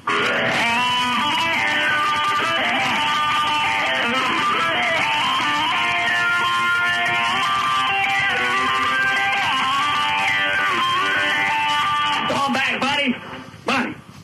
Come on back. We'll get drunk. And we'll finger you. Why should you turned right there and come back? Good, but you wouldn't pick up. No, you're right. I wouldn't pick up any longer. I knew what you were doing. Just a weekend. Just drink with us for a weekend. Why would you want me to get back into an unhealthy atmosphere? It would like have it be somebody visiting that you haven't seen in a long time. Mm-hmm. The good JD. Okay, and then I start drinking more, and I start drinking before I say just for the weekend. I won't what be you do able on to Monday is of your own choosing. I won't be able to. That's the problem. You can start sobriety anew. I don't. Yeah. You went through it once. You didn't have any issues. Yeah, there were a lot of issues. Withdrawal's a bitch. Well, you're not going to have withdrawals after a couple of days. Probably. If I get to drinking heavily, I will. It's like Trey pointed out earlier. It doesn't really sound like you hit rock bottom last time. So until you do, you don't have a perspective on how bad it can be. You're right. I don't. I go to meetings and people have had a lot worse situations. I don't want to get there. I hear their stories. I see how bad things can get, how bad your life can be, and I don't want to be there. I'm smart enough to be. So our friendship is of no value. Of course it is, but so is my health and my life for my children. I want to be around here for my kids. How about just for a night? They don't. No. I swear to God, my sponsor cannot believe that you guys say these things. He goes, now he tells you he's going to say this, and I go, no, they really drink on the air. That cork you hear is real. And what does he say? He says, you're a room full of people that are drinking all day, every day. Why don't you bring him up here so we can gut his ass? I don't say anything about him, and I really don't appreciate anything that he's throwing out about me because he doesn't know me. Why did you bring him up here so we can cut him open? No, there's no reason in that. He's just concerned about my health. What's what a sponsor's supposed to do? Well, then he should talk to me instead of you because I'm the one that's creating the environment, not you. He doesn't believe Why don't you have him come up here? No, he doesn't believe it's real. That's all. Because a lot of people don't believe you're right. Well, how many people do you hang out with that badmouth me? He doesn't badmouth you. He just doesn't believe it's real that you really drink on the air. Then bring him up. He'd come up. So we can solve this mystery. Yeah. No, you can't get my AA sponsored. I wouldn't do it on my own. No. He's a very nice man. I'd do it on behalf of God. Because now he spoke against me. He's spoken against you. Got him by proxy. God! Whose name is Earl? I'm sorry. God said cut him open. No. And the Halloween costume out of his ass. No, he didn't. Give his dog feline leukemia. Oh? What does he do to the snake? God give his snake spina bifida. And I will kill Patrick Swayze. Ha ha! God! Yeah. I like the snake the best. Before we need a break. Hear this email about you and the Reverend. I can't really say I'm surprised how much you've latched on to the Reverend Manning thing. You call him a racist, but you're more of a racist than he is. He's honest about his thoughts. You mask yours behind satire. It's actually worse when you laugh after saying something racist. No, it emphasizes the fact that it's satire. Everything that he throws out, he really believes that Obama should be in the White House because he's a half-breed, because his mom was white. And it's pissing him off that black people want to vote for Obama because he looks black. But according to Reverend Manning, he ain't all black. So he doesn't deserve to be in the White House. You want to get somebody black, like he said, get Sharpen. Nobody blacker than that. Who else did he throw out? Alan Keyes. Yeah. Get Alan Keyes. Get Billy D. Williams. Ha ha! Don't say this, say boo. Billy D. He wants somebody that if you look black, as far as Reverend Manning purports, you got to be black. And his BS about the things that black people can get away with because they're black. Yeah, go look in the mirror. Listen to what you're saying. There was one of the clips that that Trey gave me, Everett, that said black people were getting away with murder on the air, right, behind just the cloak of blackness. Really? Which is exactly what he's doing. Well, it's good he recognizes it. I don't want to take one of those, Dan. Yeah, actually, line 2's a fair estimate. Okay. Yes, John. Yeah, tell JD to suck it up about the drinking. Just break out a video camera when y'all start becoming drunk monkeys and put it on YouTube. Yeah, at least you would have. Thanks, John. Then you would have a reason to hang out with us. I'll be glad to record you. I'll be your designated driver if you guys want to go out and drink. Be the alcoholic historian. I'll be glad to do that if that's just want me to record. So that's the only way that we can get you to hang out with us and form any type of camaraderie is you can make fun of us. I'm not making fun. I'm documenting. I'll document you playing guitar and drinking and doing whatever you want to do. I'll be glad to. That's designated driver. If you guys want to go on a bar hop. What is it, Dan? Line 3 has some advice for JD. Yes, Tommy.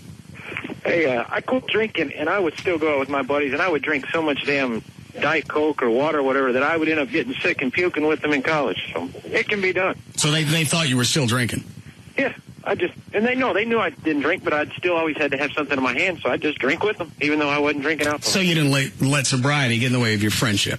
Correct. Thank you. God. Sobriety's not in the way of the friendship. It's just nothing was happening here last night. It wasn't fun. You're playing guitar. That's all that was happening. And he's playing Reverend Manning, and Trey is. Trey, were you having a good time? I was having a great time. Dan, you seem to be enjoying yourself. I enjoyed myself very much so. Then you got pissy and left. There was no reason to stay here, first of all. The roads were clear. We didn't know that. We didn't bother to look outside. I did. Had I not walked outside, I would have just imagined the roads were absolutely sloshed and traffic was going to be nonstop. All the promos on the news, starting at 5 a.m., news, snow coverage. I walked out about 9:30, and I went, what the? There's nothing. There's nobody on the freeway. There's no slush. There's nothing. It barely looked like it just rained. I'll be got. So I left too. That's why I went home.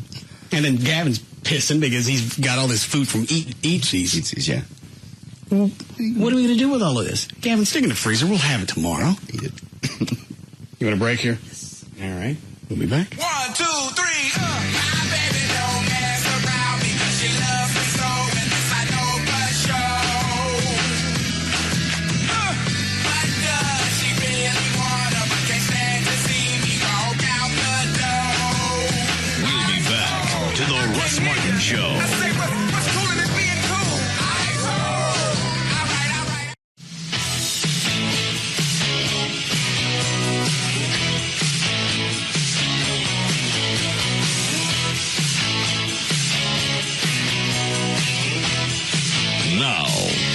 to the Russ Martin Show.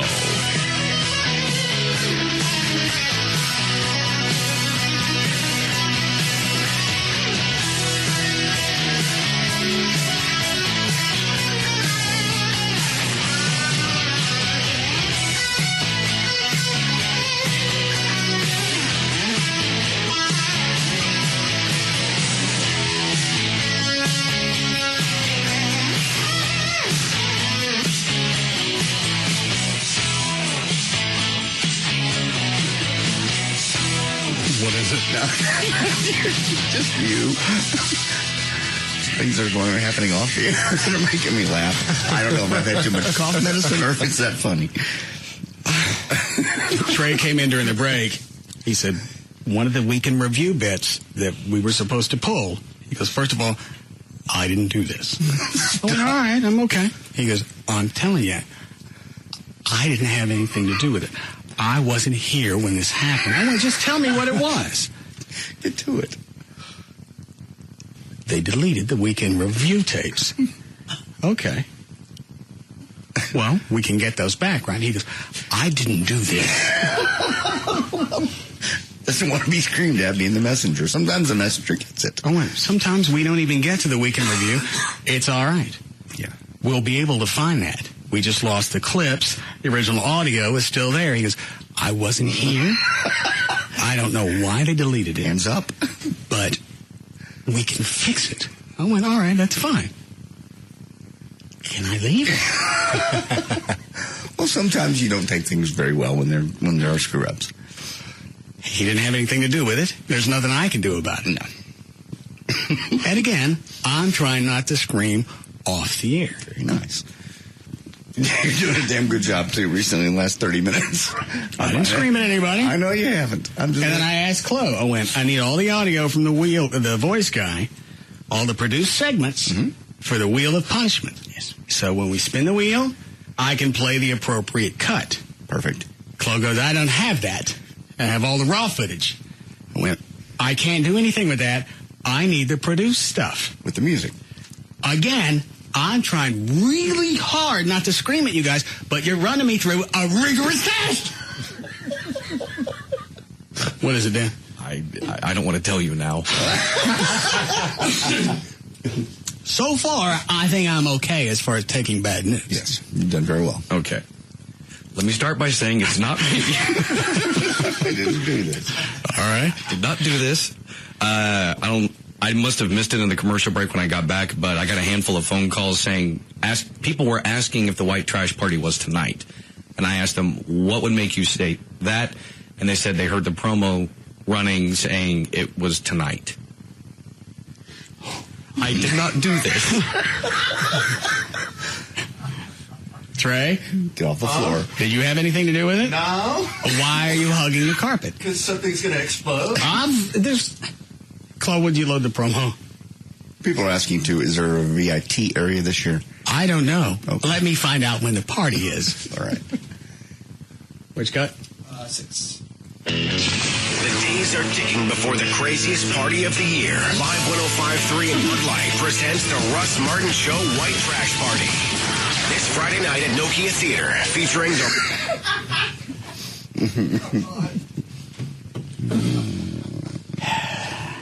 Chloe, I made it two-way. I bet the lines are already forming. Gavin. Yes. What are you doing? It's working. Can you come in here so I can ask you something?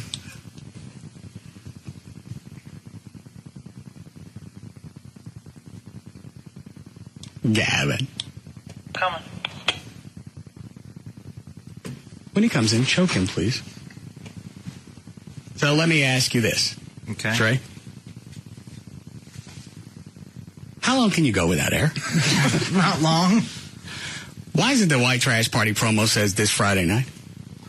That should not be played.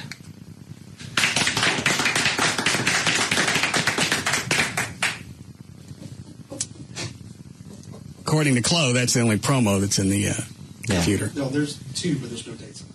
Right. And ultimately, everything on the radio station is my responsibility, so I'll take responsibility. Okay. So.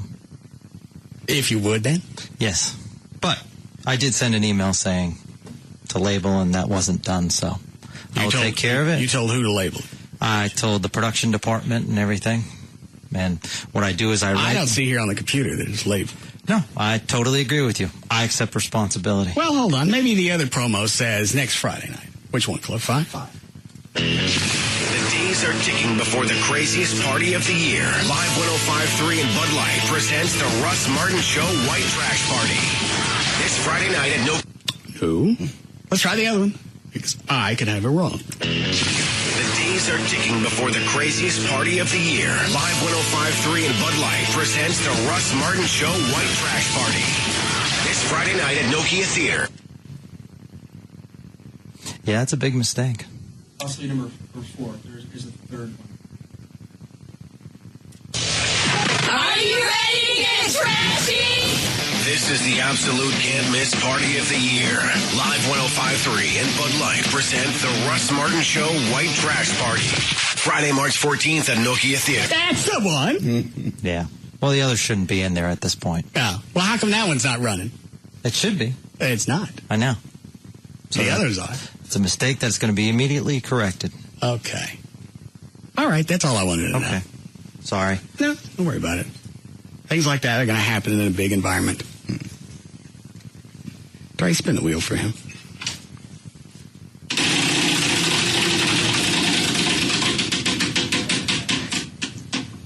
Does it say flaming sombrero? Yes. What did it really land on? Flaming balls of death.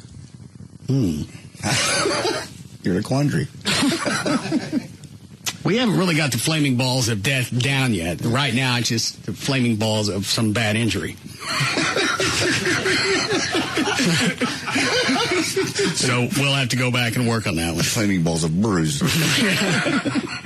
Not to mention possibly burning down the station. Right. The sombrero de fuego works. That does beautifully. All right. That may be one of our best creations ever.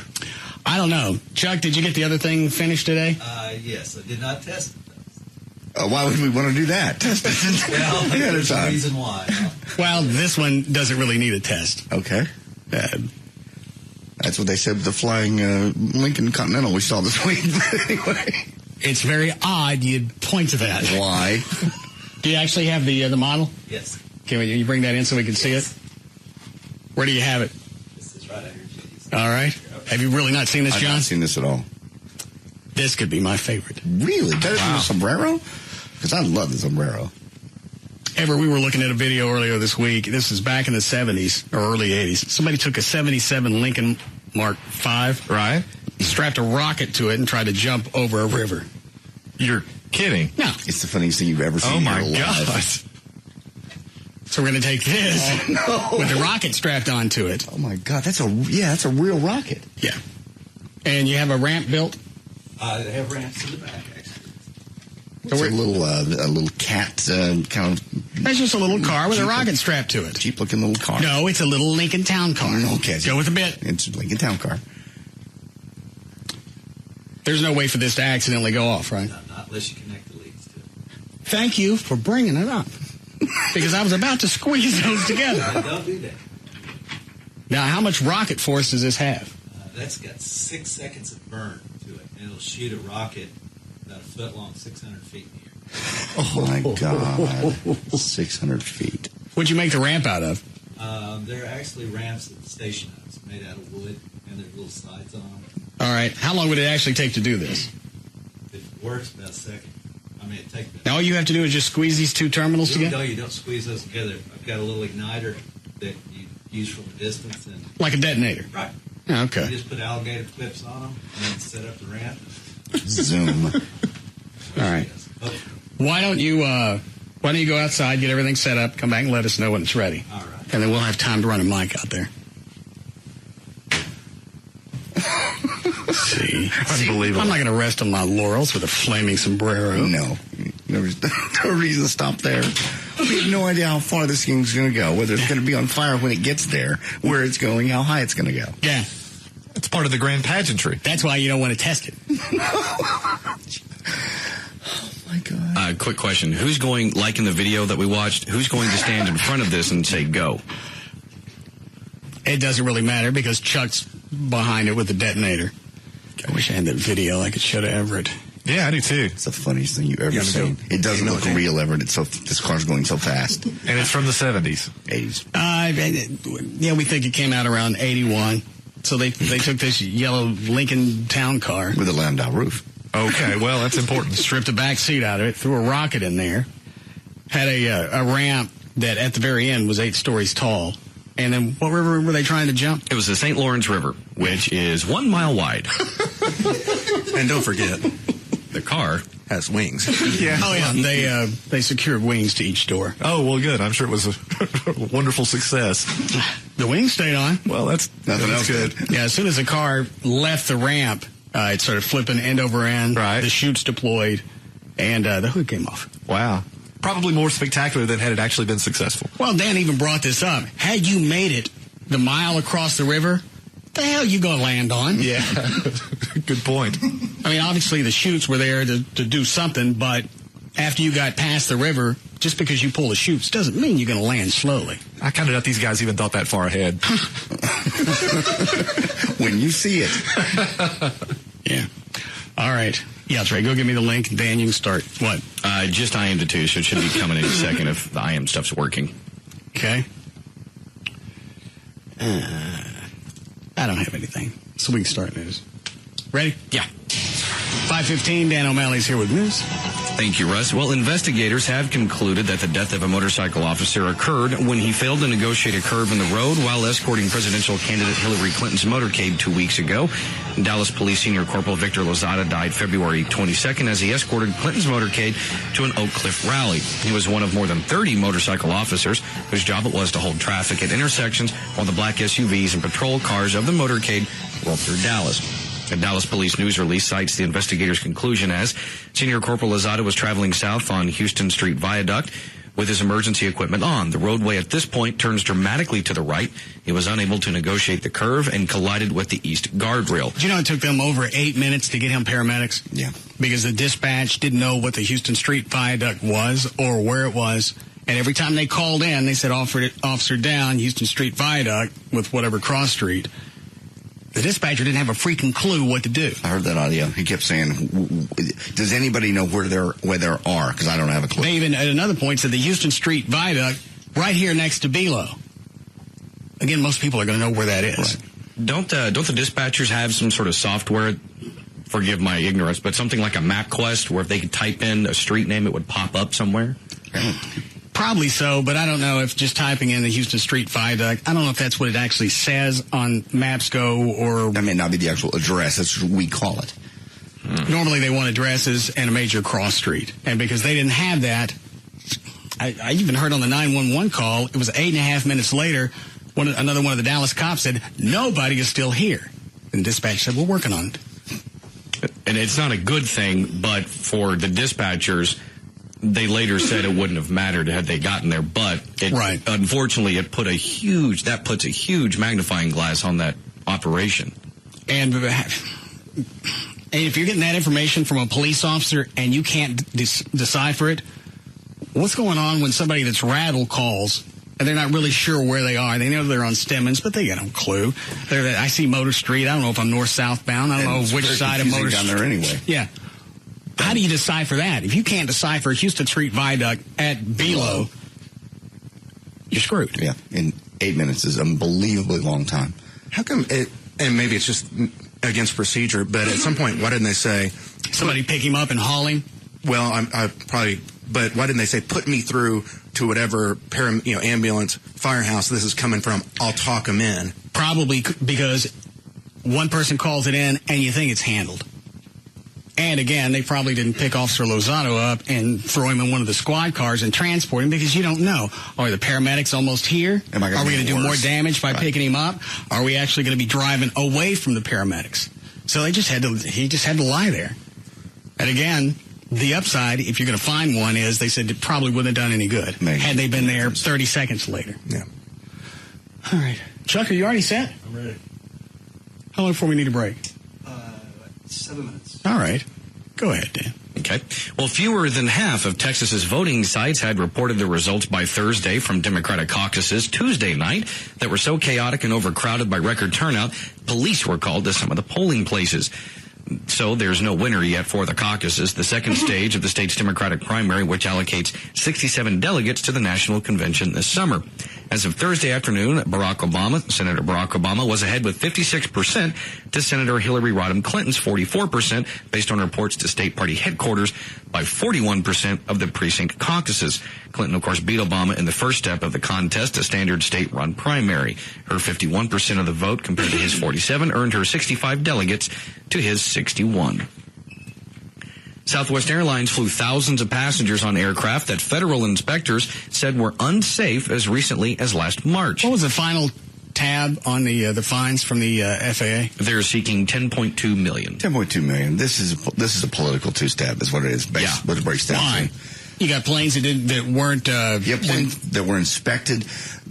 A lot of the FAA inspections are double, triple, quadruple, sometimes inspections. These planes had been looked at, had been inspected. They had not been doubly and triply inspected like they should have. They were safe. And they found cracks in them. They found cracks, non-fatal cracks that form in every single airplane that flies, for the most part, if it's more than about 10 years old, is going to have some very, very basic little cracks. So how could you call a crack non-fatal? Because you don't really know what that crack's going to do at 500 or 600 miles an hour, either on takeoff or landing. Yeah, there's probably a lot of stress that goes to that crack. There is, but they do know how much a minor, and these are things actually you find out by doing X-rays. It's not like you look at it and there's this big crack. It's not like something. What about that plane where the roof come off? That one probably started as a crack. That was metal. You're absolutely right. It was metal fatigue. It was before they really knew that particular model, which, so by the way, Southwest no longer flies that 100 model, could only take so many takeoffs and landings before the metal fatigue of pressure, depressure.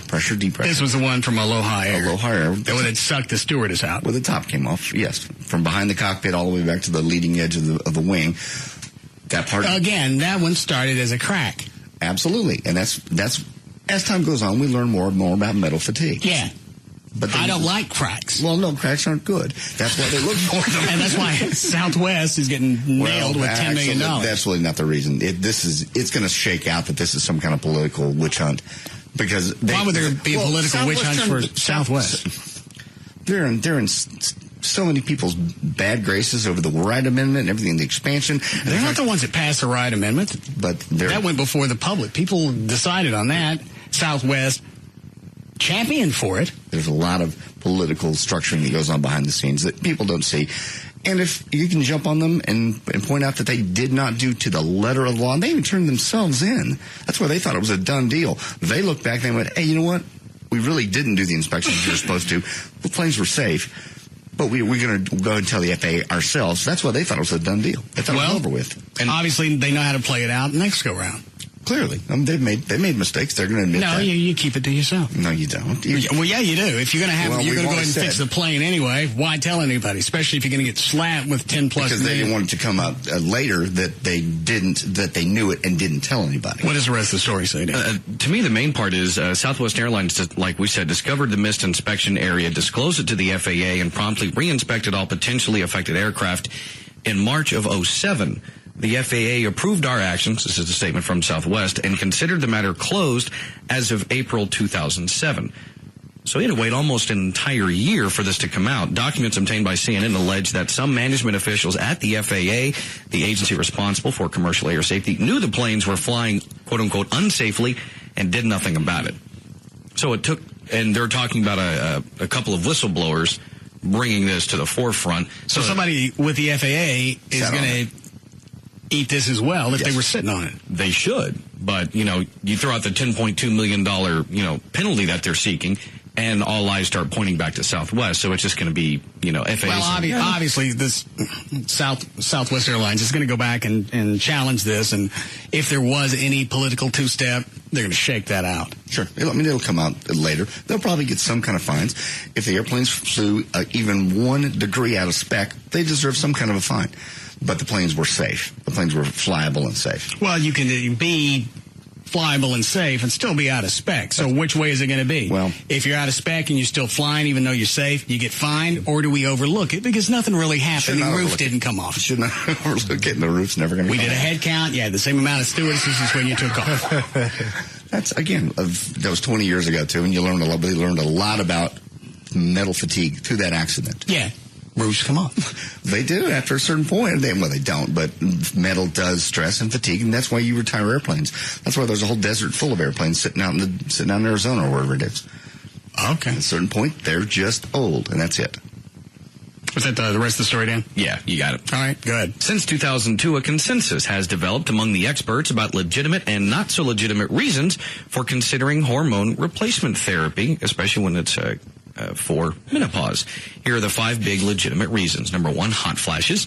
If you have severe hot flashes, you're a good candidate for hormones, experts say. They alleviate the problem by about 95%. Number 2 is night sweats. Night sweats are hot flashes when you're under a blanket, so you can't get rid of the heat easily. If night sweats are making you lose sleep to the point you're dysfunctional the next day, hormones might be a good idea. All of this goes against nature. Well, but you want to be healthy. I mean, you want to be... if you. But nature wants you to have these things. I'm sure they want you to have it. It's a natural progression, but I mean... A lot of women go through these different things when they go through menopause. They go through this for a reason. What's the reason? Some type of punishment. I don't know. But if you can take something for it and you don't have night flashes and you sleep well... Then you're going against God. No. Going against God? To take medicine that we... God wants you to have the dry badge. No. Because at this point, your eggs have gone bad. You're not supposed to be impregnated, and you're not supposed to even have sex because it's wasting seed. But you should be able to sleep and not sweat and not have these mega hot flashes. But most of the time when you have sex, you're going to be in bed, so if you're uncomfortable, you won't have sex. You're not supposed to be miserable. I feel the bumblebee coming on.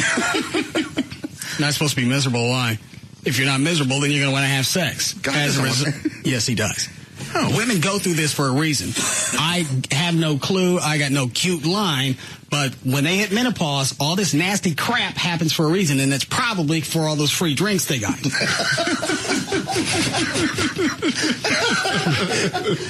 Mark that as a promo. Yeah. What else does it say, Dan? Number 3 is sleeplessness. The onset of menopause often gives women sleepless nights, sometimes because of those night sweats, sometimes because of hormone changes, and HRT sometimes helps. Sometimes also osteoporosis. Studies have shown that HRT can cut down on bone fractures for women with osteoporosis. Again, you're not supposed to have sex. As a result, nature makes your bones brittle. So you can't get to the... So you can't have sex. But that hurts them. I mean, osteoporosis affects them in every way. I mean, it's not just their pelvis, it's their entire body. Nature doesn't care about the rest of it. Nature only cares about their pelvis and having sex. If you have sex, you break a hip. Eye for an eye. Out of the Bible. And finally, number 5, reasons to take the hormone replacement I'm really surprised therapy. some middle-aged chick hasn't actually come up and tried and sawed me in half. I am very surprised. She couldn't make it. Her bones are too brittle. Yeah, they feel too bad. And number 5, you just feel better on hormones. And, of course, the experts say that's absolutely a legitimate reason for taking them. It is important, however, that women who go on hormones for this reason or any reason understand the risks. And what are some of the not-so-good reasons for going on HRT? Like Russ has always mentioned, vaginal dryness and itchiness are better treated with estrogen creams. Irregular periods should be tolerated or treated with birth control pills. How long before we need a break? About a minute. All right. The car set up outside? Ready to go. And the ramp? The ramp's ready. What have you got it aimed at? What is it supposed to jump over? Well, I'm not going to aim it at the freeway. It's aimed uphill at the parking lot. Well, there's something around us at every angle. What's it headed towards? It's headed up towards the promo vans. It's headed towards the end of the parking lot? That's correct. Okay. Yeah, there's nothing down there. Buildings, neighbors, your truck. Oh. How tall is the ramp? It's up at about 4 feet high. How long is it? About 6 to 7 feet. That thing's plastic. Even if it hits my truck, it's not going to do anything. On fire. Okay, the mic's out there? Yes. Okay, somebody got headphones? Yep. All right. Trey, when you go out there with the headphones, don't go beyond that door because I don't know how far. I got wired headphones. Oh, well then go whatever the F you want. Anybody want to go watch? Yeah, I want to go watch. Go ahead.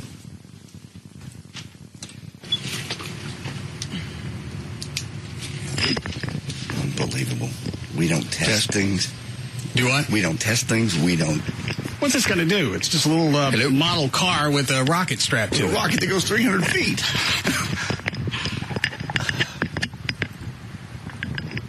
Are you sticking it in your ass? Are you just shaking? Why do we always give Shaky the lighting utensils? Who's holding the mic? Stop! That's Trey. I can hear him.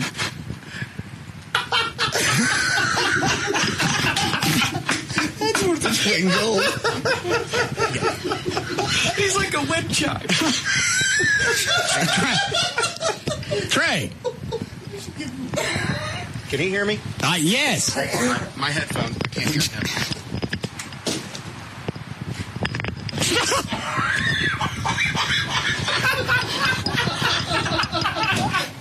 And it's going to get worse. We should make him stand out there with wind chimes one day. It's going to get worse. Why? Because right now, since he can't hear you, he thinks you're just really pissed, so he's going to start shaking worse. Oh, shut up. Oh, okay. What's going on with the mic? All right, I'm running the mic out here.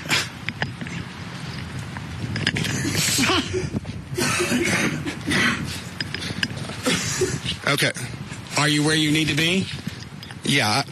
Problem is, could you give somebody the mic that not quite as shaky? It's not. Okay, I got a perfect view for it now. All right.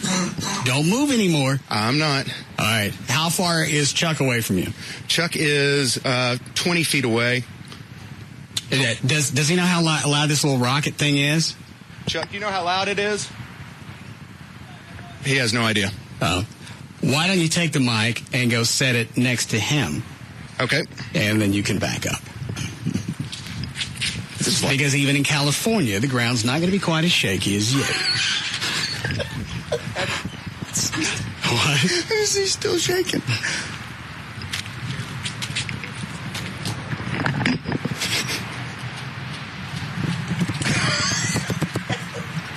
Are we ready, Trey? Is that a yes? Trey? He laid the mic down. Well, he didn't lay the head.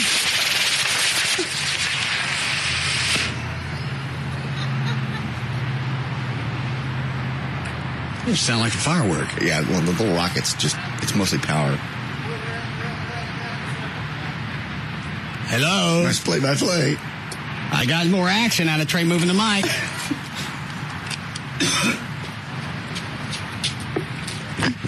It didn't work. Well, what happened? So, what happened? The car went round and round, and it didn't go up the ramp. Oh. Do we need to weigh the car down somehow? Chuck, do we need to weigh the car down? I'm going to try a bigger rocket. He's going to try a bigger rocket. Okay. Should we get a bigger mic so it's easier for you to hold? Well, you told me to go set it out by there, so that's why you couldn't hear me. I also had to listen to 3 minutes of it shaking.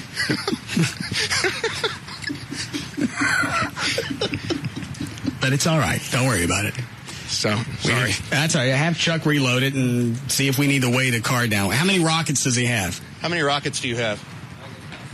He's got about 4 more. Okay. We can test it during the break. Break here? Yes. All right. We'll be back.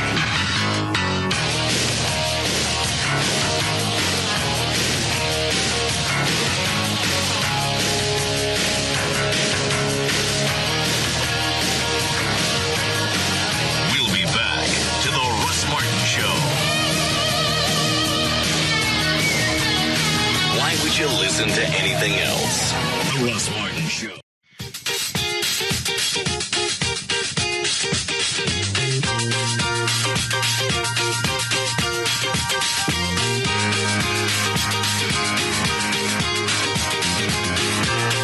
Now, back to the Russ Martin Show.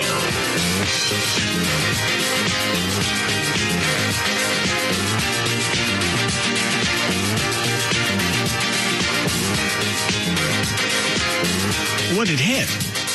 I don't know that it's landed yet. Did he strap another rocket to the car, or he wanted to see if the rocket itself would work, the rocket body with the engine? So he put that on the launch pad, and it did just that. It was just disappearing off into the horizon. It cleared the neighbor's building. That's the good news. That rocket doesn't weigh anything, though, right? No, it doesn't weigh anything. Not going to hurt anything wherever it hits. I'm guessing probably somewhere south of here. Well, what is that going to help as far as testing the car? I don't know why he did that. I asked him. He's just putting the full body of the rocket, not the little car, on the ramp. And I'm like, well, that's going to launch, obviously. He goes, let's give it a try. So he pushed the button. And it was about 200 or 300 feet in the air last time I saw it. Well, that defeats the purpose of strapping it to a car. I'm with you. I don't know why he did that. Who is that, Dan? It's me for traffic if you want. Oh. All right. What do you got? All right. Well, in Farmers Branch, I-35 southbound of Valley View Lane, there is an accident that's been cleared, but you're still backed up to the Bush Turnpike. In Fort Worth, I-35, the North Freeway in both directions between 820 and I-30. Traffic is slow. No real reason, just slow. In Arlington, I-20 eastbound at Matlock, there is an accident blocking the right lane, and that has you backed up all the way to Green Oaks Boulevard. And also in Dallas, 183 in Mockingbird, witnesses have reported something about a flying car. I'm Dan O'Malley, and that's the traffic on the Russ Martin Show. Thank you, Dan. All right, going to be right near freezing. 33 for the low tonight, then mid-50s tomorrow, up into the 60s for Sunday, they say. 49 now at Live 105.3. Did Gavin just call me? I believe so. Was that you? No, it wasn't. What's that click? I heard something, too. All right, doesn't matter. What was this? Was this the part of the messages I left, JD? Yeah, it's the last one. Oh. Well, why wasn't this with the other ones? It needed to be bleeped. I don't remember what I said that couldn't air. Teats. Oh. Okay. Yes. You were quite proud of yourself. And you didn't feel like turning around at that point? No. He's trying to get you to join back into the festivities. I don't want to be in the festivities. We're all very jovial. It's a slumber party. You left a freaking slumber party about an hour into it. There was nothing going on. The roads were dry. I went out front. Everything was moving fine. You guys were drinking and just partying. So sullen and discontent, you slink home. I didn't slink. Let me ask you this. Had you been drinking, would you have stayed? Had I been drinking, I certainly would have stayed because I wouldn't want to drive home drunk. No. Take that one out of the equation. Oh. That's a nice one to throw in now. Sorry, probably not, no. There was nothing going on but you playing guitar. Was Joy staying with you? She was there, yeah. No. Yeah, what does now mean? It means you couldn't stay out.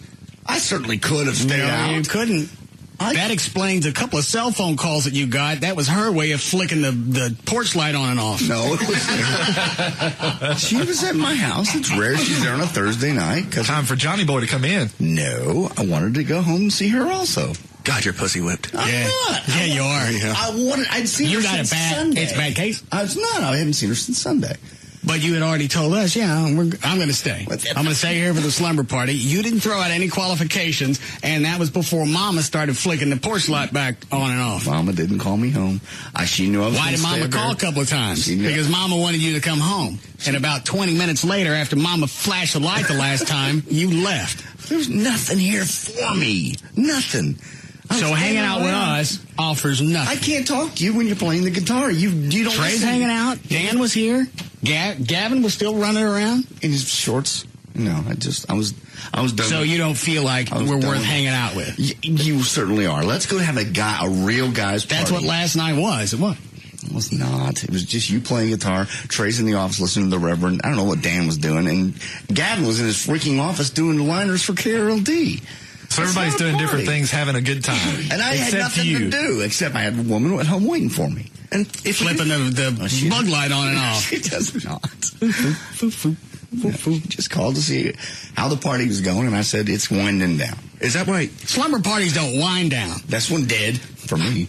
What, Trey? Is that why, because you don't like us and you don't like hanging out with us, is that why you always bring her when we do guys' night stuff? I know, because I like her. I like being with her, too. It's your out.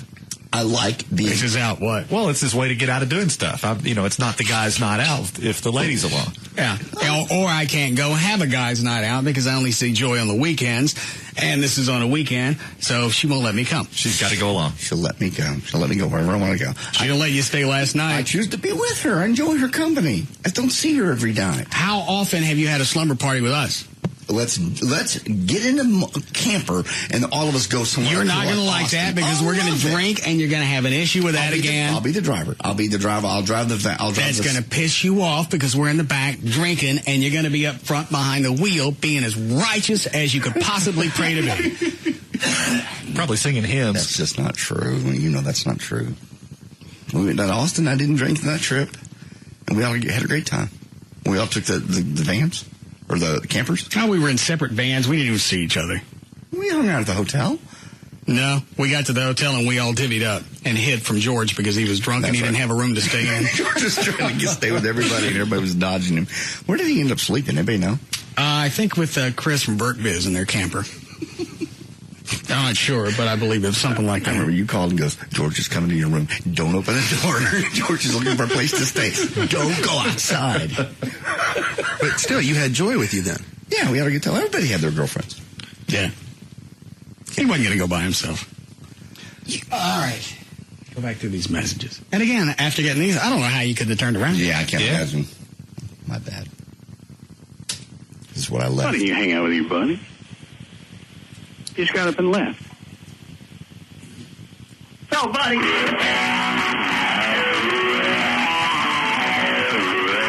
Recognize the song, Everett? I thought no. Isn't that the pretty fly? Pretty fly for a white guy. Oh, okay. Yeah, absolutely. Hey, before you come in tomorrow, could you bring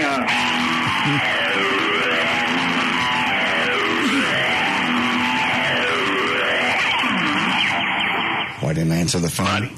Why you leave your buddy?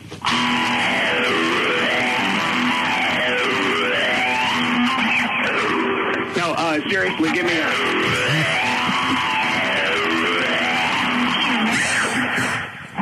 call your buddy back. That's a friend, JD, calling, wanting you to come You can back even, to the party. at the end, you can even hear the pain in my voice. There's no pain. It's apparent. Tormenting me. Because, the reason I left was because I couldn't hear you. I can't talk to you. Buddy! Buddy. Where's my buddy?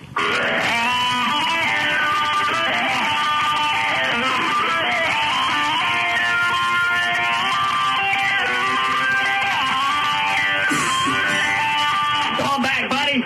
Buddy. Come on back. We'll get drunk and we'll finger you. Exactly. There's nothing bad in there. Not have turned around. Nothing mean. He's inviting you back to the party. He's tormenting me. And promising sex. And liquor. Yeah. I had sex with a woman at the other end waiting for me. Yeah. I come back here. But we finger different. I know. Yeah. Buddy. This is the last one? You're not calling your buddy back. That's okay. Your buddy has a phone.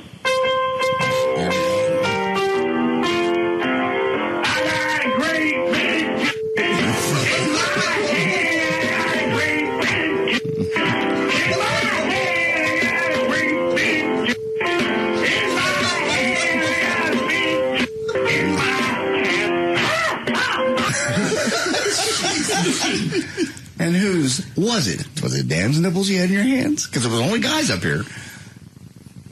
I don't know. Oh, okay. It's just a song. Don't take everything so freaking literal.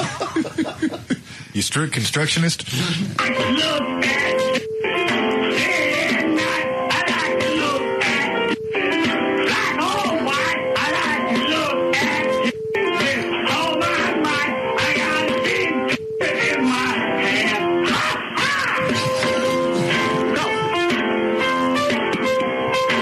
Man, that sure sounds like a swinging party you left. Good point, Everett. Yeah, if you were to call a house to see what was going on, and you hear that in the background, hello. No, it's the band. Oh, we're having a good time. Yeah. Probably going to go all night. I don't know who that is in the background. Oh, can you get some ice? You're missing out. What is it, Dan? You think it's someone's retarded brother.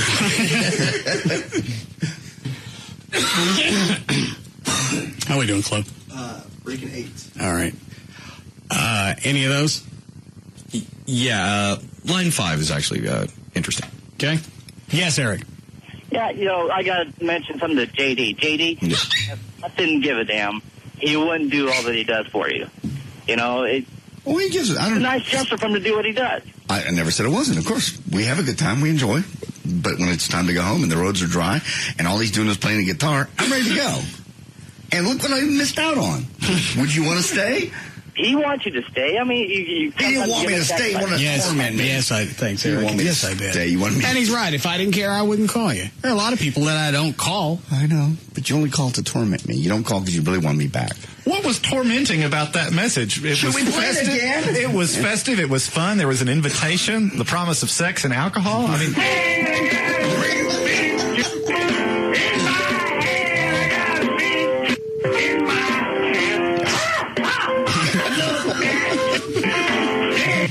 We should have guys' night every week.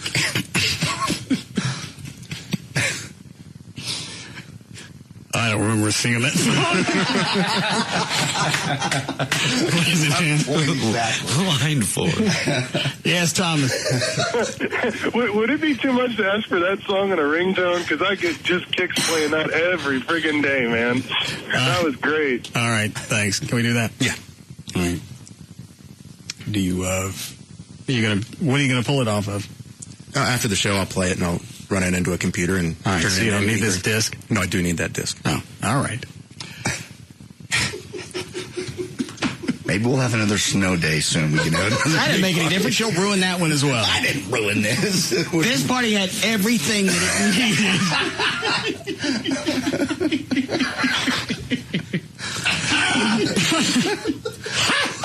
God.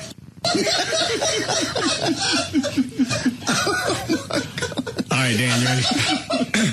Excuse me, we do have a couple of suggestions with the leftover rocket stuff if you want. All right, which one? 1 and or 3. Yes, Jeffrey. Yeah, on your rocket car, make sure you have something for it to propel off of, like stick JD or Gavin behind it or something so it can... Oh, I got it. It needs like a wall for the rocket power to bounce off of. Yep. Okay. All right, thanks. I didn't think about that. We have that. We have what? We have a wall at the bottom of the ramp. So it starts on the ramp with a wall. Okay, so we got that part handled. That was handled. What did you think it was, Everett? I think the front end needs to be weighted down. I mean, I could be wrong, but when I saw it take off, it flipped over forward like that. And I think if the front were weighted down, that would not have occurred. That was the way it happened with that Lincoln. Yeah. Here's the video, Everett. I heard you're going to die when you see this.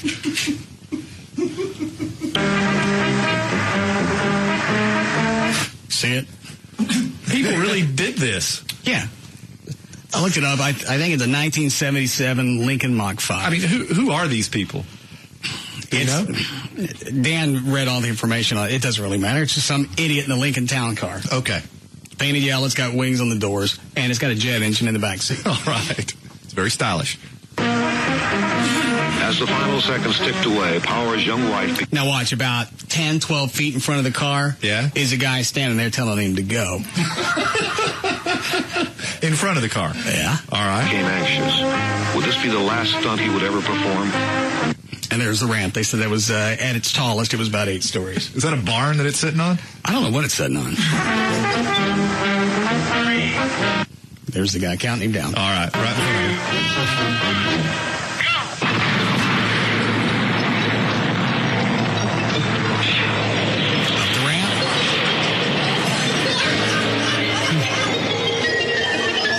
And see, when it came off the ramp, it started to flip end over end. Yeah. Yeah, they shouldn't have done that. You'll admit, yes, that doesn't even look real, ever. Well, it's funny to us because it really looks like something that we would do. Right. Yeah, it does. Did you fart or somebody else? Everett? Yeah, it got very exciting there when the thing jumped off. There you go. It's a bad one. Hurry. Oh, this one's empty. Give me my gun. Oh, it's in my nose. Oh, God. Give me the light. Oh, God. Oh, sweet demon. That's terrible. Oh, here's some rain. That's rain. Woo! Oh!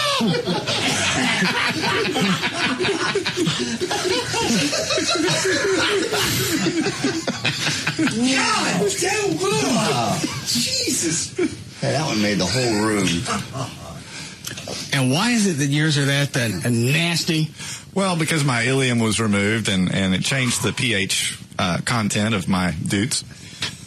Is there something we can stick inside your ass? Because that's really a good place for a stick on it. No, I wouldn't anger it. All right. Dan, were you doing news or not? Not yet. Which one of those? All right, so we need to put more weight on the front end of the car, and we already have the wall, so that's handled. Yeah, and then if since we've apparently lost a car, line 3 is something I'll turn to do with it if you're interested. Just tell me. He's saying to take one of the engines and just tape it to the top of a dip can, one of the metal ones, and he said it takes off kind of like one of those fireworks do. They just jump up in the air and spin around. He said just not to do it anywhere near a car. We've already got fireworks in here that do that. Yeah. The idea was to be able to jump the car over something. We'll work on it over the weekend. Okay. Still have time? Yes. All right. Go ahead, Dan. Okay. Well, this out of the UK, County Durham radio DJ filled his breakfast show with witty banter, chat about the news, and the all-important weather. But for an hour, nobody heard any of it. Andy Greener thought he was broadcasting to his loyal listeners as usual, but because he forgot to press a button in the studio, his carefully composed thoughts disappeared into nothing. Instead, fans of his show heard 60 minutes of music and jingles as an automated backup system kicked in to prevent radio silence. Meanwhile, the station boss, Peter Dixon, who was listening at home, was trying to alert on the phone, but the former police officer known as Mr. Andy was too busy chatting away to stop and answer the phone. Nobody on the phone told him, dude, you're not on the air? No, he's saying also his phone lines were lit up. He just thought he was having just the show of his life. He stopped for to take any calls and didn't have a phone screener.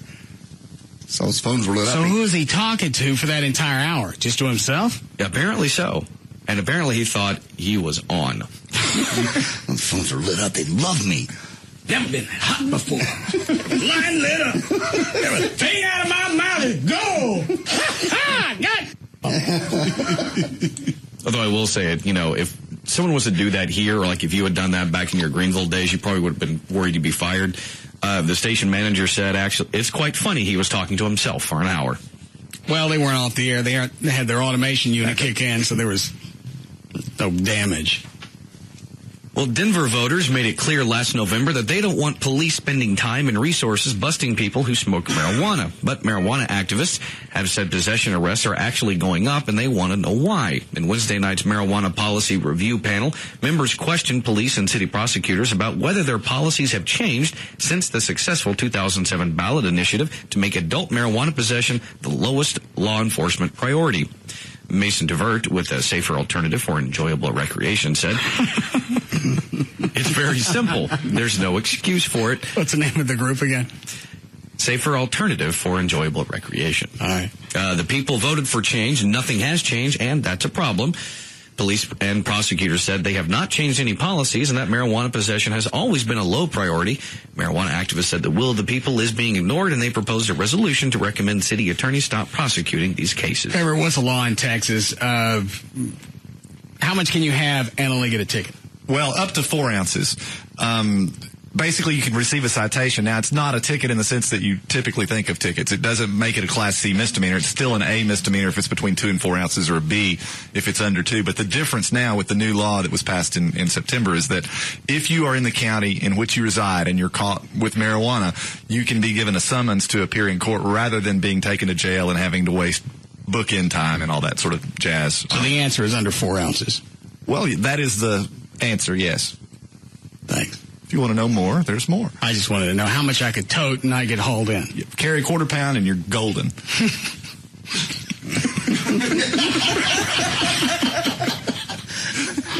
what do they do that 4 ounces? What, Cliff? So what do they do that 4 ounces? They just Your mic's not plugged in anymore. They just confiscate it? Yeah, they confiscate it. Okay. I've actually had people show up to court with being charged with less marijuana than they were actually arrested with. So I don't know what happened to that weed, but in theory, it's supposed to go in the evidence room. So the evidence that the court actually presents isn't what he was arrested with? Yeah, he was actually arrested with over a quarter pound, and it ended up being less than 2 ounces, and no one complained. Did they let him go? Well, no, but it was a lesser offense because the amount allegedly confiscated. Well, why didn't you just reschedule and come back later? Maybe it'd have been less. Right, keep postponing it until it all goes away. And how much can I tote and be golden? 4 ounces. Quarter pound, man, you're good. All right, thanks. On October 1st of last year, it became illegal to smoke in restaurants or bars in Minnesota. But this is one of my favorite stories this year. I'll try not to jack it up. I can't even fathom coming up with this loophole. On October 1st of last year, it became illegal to smoke in restaurants or in bars in Minnesota, but there are about 30 bars in Minnesota where people are still smoking and not getting the usual $300 fine and misdemeanor charge. That's because they found a loophole in the no smoking ban. Hang on. JD, you already know the story. I do. Everett, you want to guess how they got around this? I have no idea. The loophole in the no smoking ban. Yeah. I don't know. All right. Go ahead, Dan. There's a stipulation in the ban that says, you're not helping. I'm struggling to get through it myself. Hang on, I'm slobbering. Well, somebody tell me. Do you know the story, Trey? No. Oh. Go ahead. All right, calm yourself. There's a stipulation in the ban that says actors are allowed to smoke during theatrical productions. So guess what they have once a week. And there's more. As long as the audience is notified, because the cigarettes are considered props, one bar in Maplewood, Minnesota, called The Rock, is regularly staging what they call theater nights.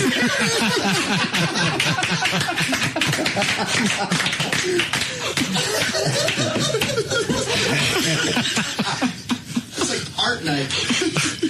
Never in my life would I thought I'd ever want to live anywhere near Minnesota, but this comes close. I'm just, again, there was somebody else that got around a topless issue someplace with a loophole. Was it art night? Art night, yes. But what were they doing? Move over to Trey's mic. That's what they're doing. They the law said that you could do stuff artistically with people being naked. And so what it was is guys had brought in canvases and paints so they could paint them naked. Oh, that's right. So the chicks could run around naked, and because I've got a little canvas and I'm doing my drawings, it's art night. So that's the way that the Teat Bar got around that. Do any more on the Minnesota theater nights? Sure. So during theater nights, customers pretend they are actors, so obviously they can smoke. When they come into the bar, they even pass the props department, which of course is just a stack of black ashtrays. Now, the bar also makes up fake playbills that list the names of bartenders and security guards and say they're playing the roles of bartenders and security guards.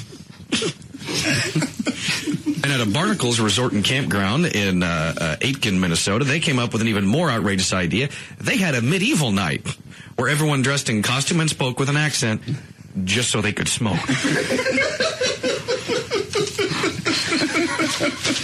And I don't know how you can challenge that as far as the city council goes. Well, it actually says here, unfortunately, the Minnesota Health Department has caught on to it, and they said they'll fine a bar $10,000 if it's caught putting on a fake theater night. So, and how do you discern if it's a fake theater night? Exactly. Yeah, good luck with that in court. In court, exactly. They can allege it, but doesn't mean they're going to prevail. They could even stick camcorders up in different corners and say this is being videotaped for whatever. Nobody says it actually has to be broadcast. Stick it on YouTube. Here's video of us smoking. I like the idea of dressing up in medieval garb. He thinks I should have a smoke. How we doing, Chloe? I love it. Man, how long before we need a break? Now. All right.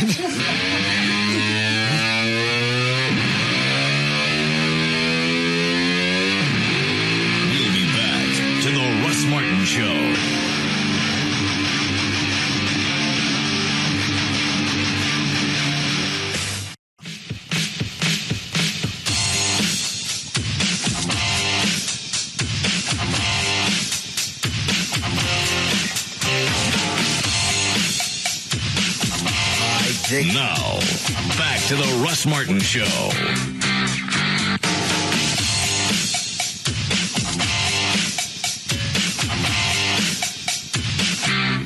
Break it down.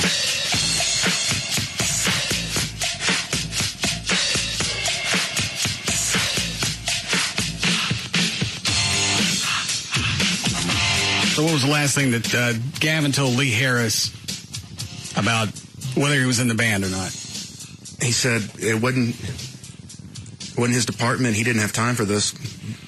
He needed to get out of his office. So it didn't get heated back and forth? Because we told Lee, hey, go in there. We'll tape it through the mic in Gavin's office. Okay. Just keep pushing him until he wigs out. I think the problem is Gavin's not going to wig out, being that, he's dealing with an employee of his. He gets testy for Gavin in his managerial role, but he doesn't start yelling or anything like that. Yeah. All right.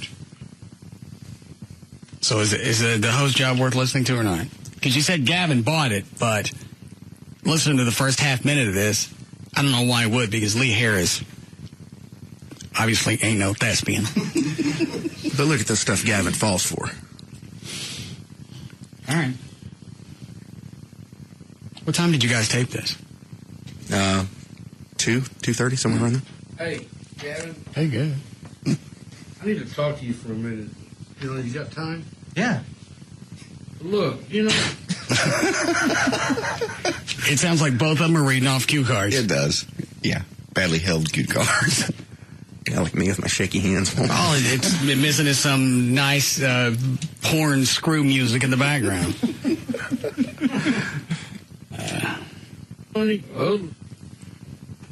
Hey, Gavin. I need to talk to you for a minute. You got time? Yeah.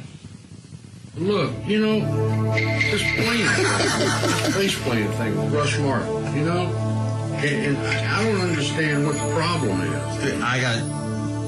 If it has to do with the band, that's Chuck, not me. No. Wait a minute, buddy.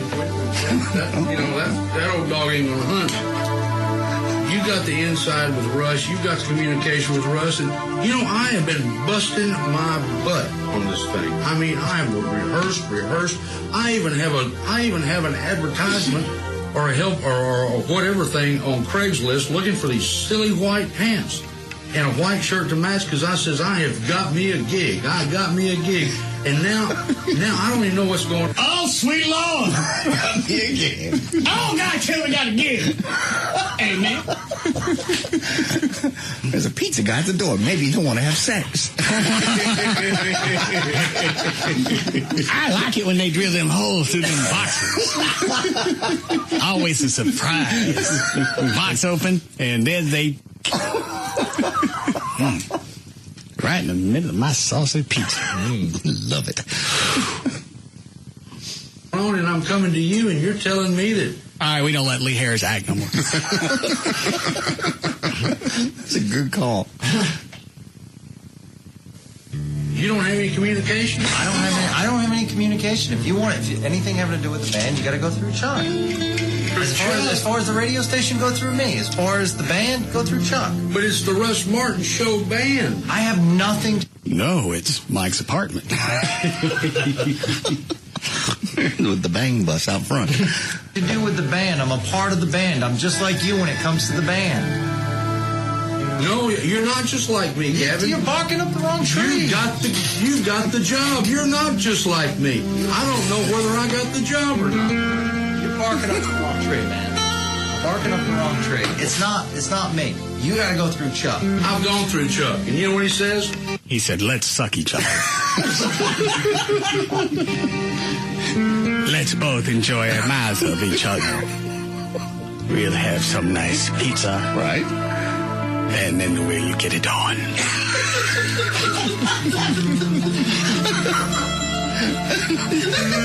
My hole is in fuego.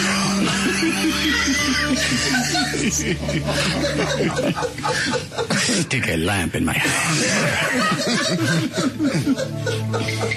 What are you trying to hand me, Chloe? Please. Oh. You know what? That's what this reminds me of. Exactly. What? What cut? Is that it? No. All right.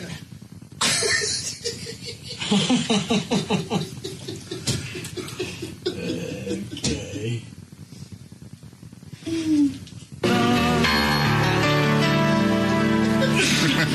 Oh, shut up. I can act. I miss one word I said badly. This whole film.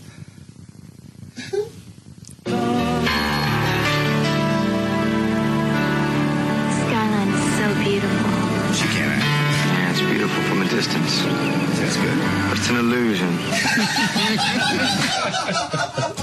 Why didn't Ollie stop me right then and go, hey, wait, Mr. Illusion? That's what a director's supposed to do. Well, chances are that's not the first take that you guys did. No, but that's so possibly you passed off the, it's an illusion.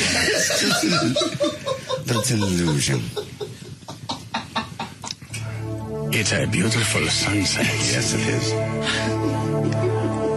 For it is not real. No, it's not. So we'll enjoy the moment together. Yes. And we'll suck each other. Here in the levee, overlooking Dallas. We'll finish our pizza and then finger each other like virgins.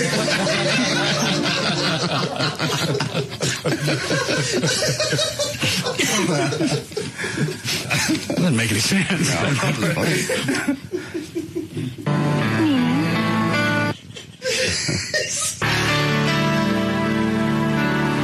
Skyline is so beautiful.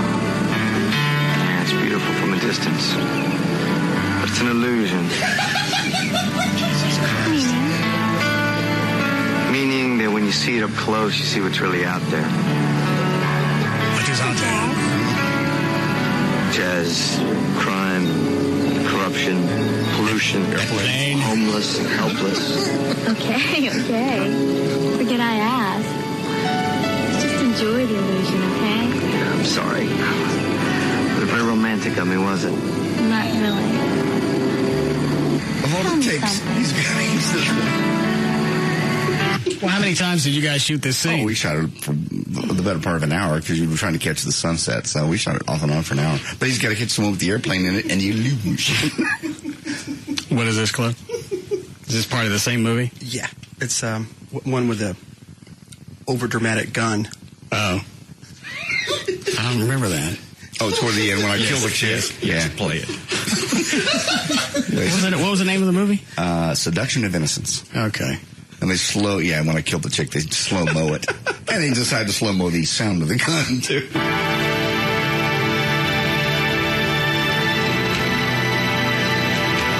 So I'm creeping through the house with the gun. And you tell her to drop the gun? The chick is trying to steal some dope, and she's got also a gun, yes.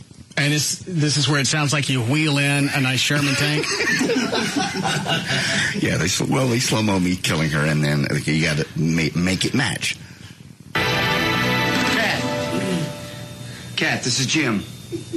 I'm a police officer. I've been working undercover here at the club. With my tank. You understand? Yes, Jim, I understand. Do you understand tank? Kat, put the gun down. And give me the bag. I'm sorry, Jim. This belongs to Tina. And this belongs to me. me. I did all this. My tank. Tina. Listen to me, Kat. Tina would want you to put the gun down. Before anybody else gets You can tell by the music stabs. The time is Going near. now. Kat, don't do this. Kat, don't.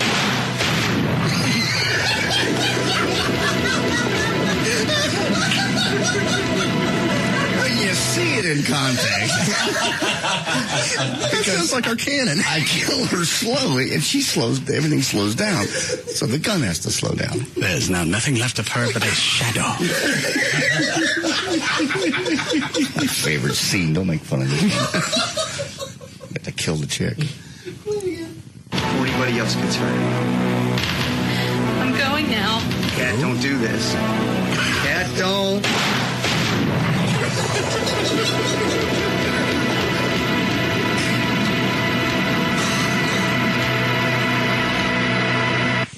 Chloe, take this audio later and put the sound effects at the end of meat hitting something.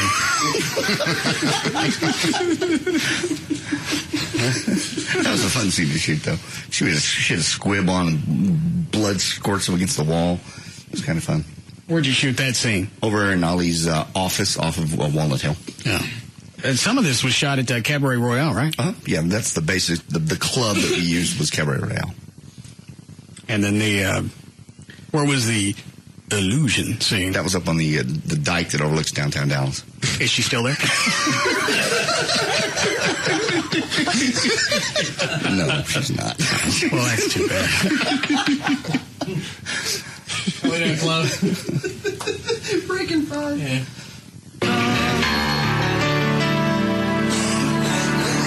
Skyline is so beautiful. Yeah, it's beautiful from a distance. Get up to there. But it's an illusion. What is it, Dan? I can't listen to this now because all I can imagine is them standing on top of some chick wearing flannel. That's what it is. Do you enjoy this evening? Both of us standing on this woman with a flannel shirt. We'll finish our pizza. We'll ask her to leave. And then I will stick something in your ass that will feel like a ferret.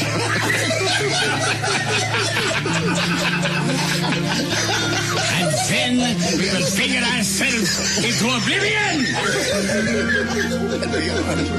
Like wild banshees in the night, except with fingers in our holes.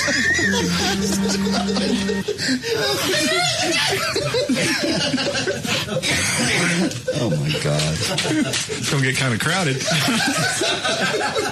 I'm not even sure what I'm babbling about. It's like an out-of-body experience telling me, all right, shut up, the bit's done. But he continues. There's ferrets in there, fingers. Oh my God. I will turn your anus into a lion country safari. With my ferret. Yes. And his friend. Can't wait. And a train. It isn't an illusion. And a wagon. Yeah. And a swing set. And Tetris.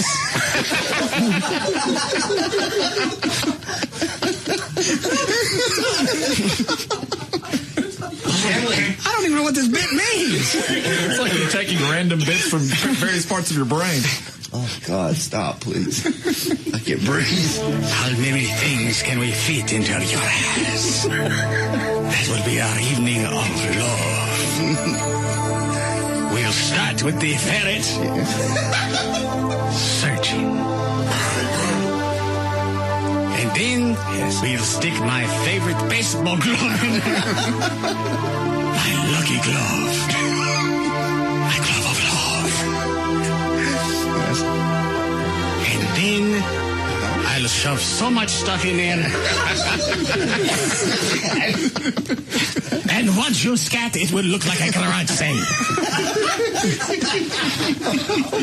What is it, Dan? Line 3. What is it, Tom? Y'all gotta stop. I'm just about run stop sign T-bone a cop. All right. I didn't realize I could kill so much time with such an inane bit. That was funny. Accents. That's funny. You throw an accent on there. Accent, and pretty almost much. You throw anything out. Clearly. All right. Oh, my Lord. You want to finish news, Dan? No, I want you to take line 2. Yes, Steve. Oh, hey, Russ? Yes, sir. Yeah, you guys have got to go out and, like, put out a line of pornos where you write all the dialogue. I don't know. I just thought that would be a great idea. But anyway. All right. Hey, y'all have a good night. Thanks. During porno.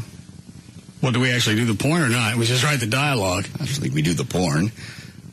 There'll be no ferrets in our ass. Come on. Yes. I want to strip you down to your skin.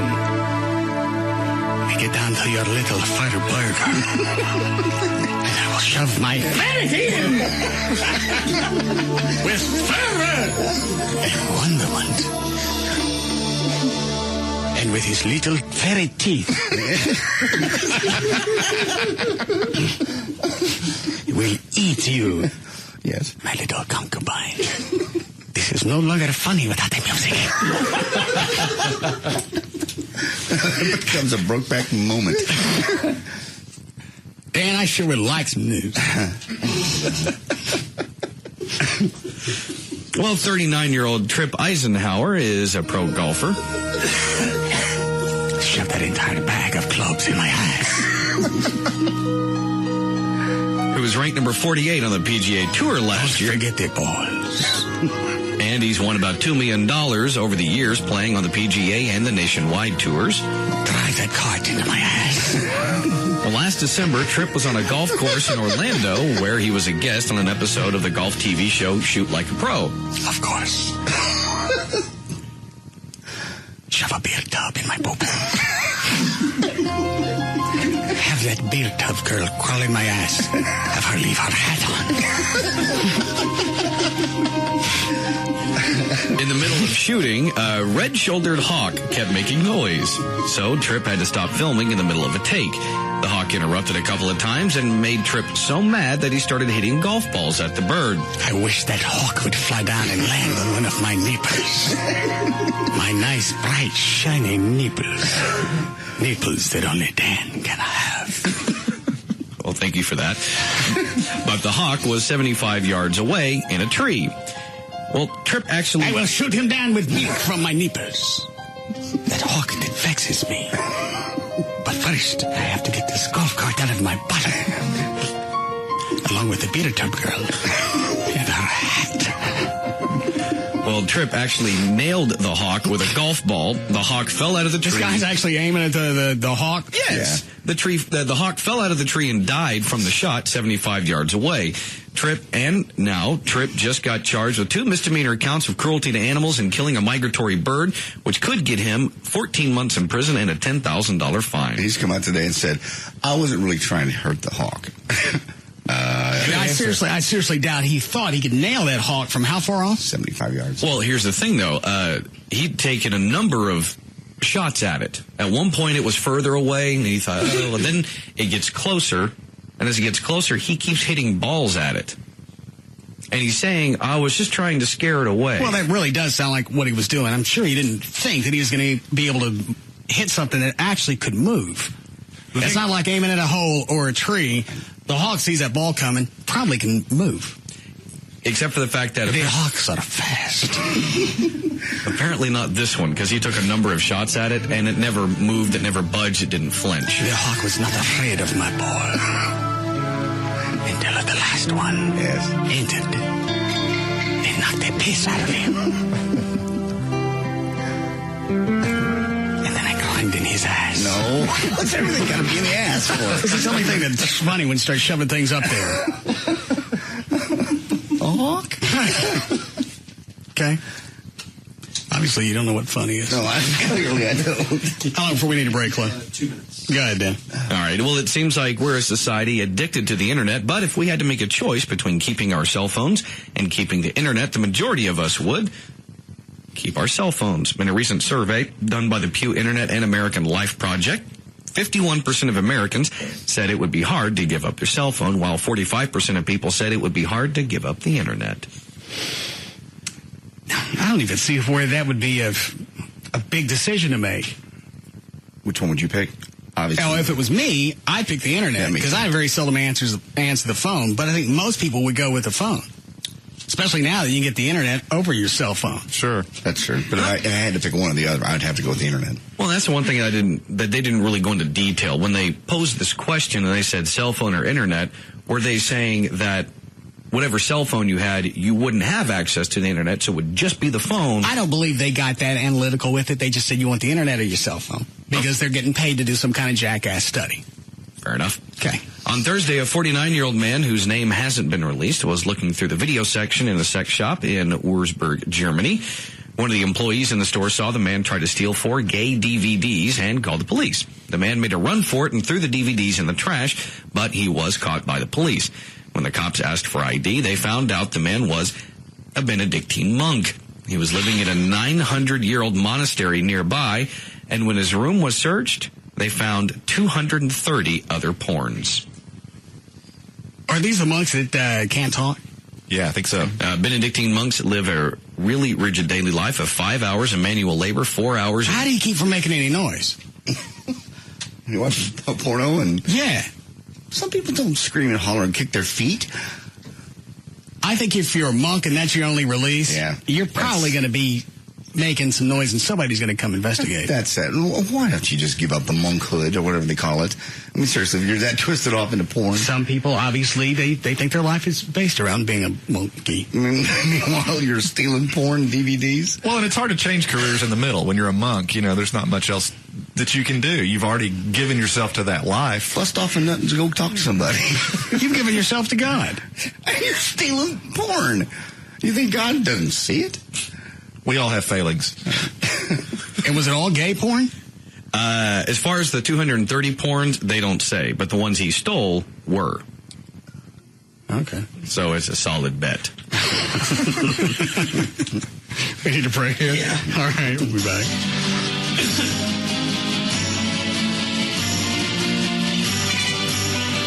We'll be back to the Russ Martin Show.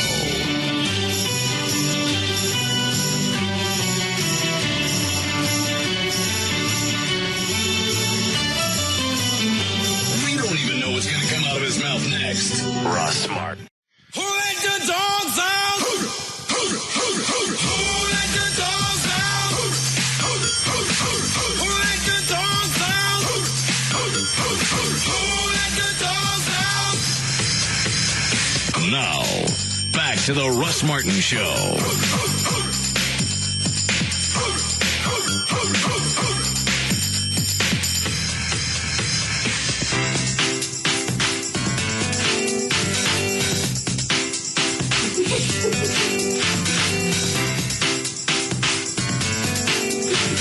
Don't.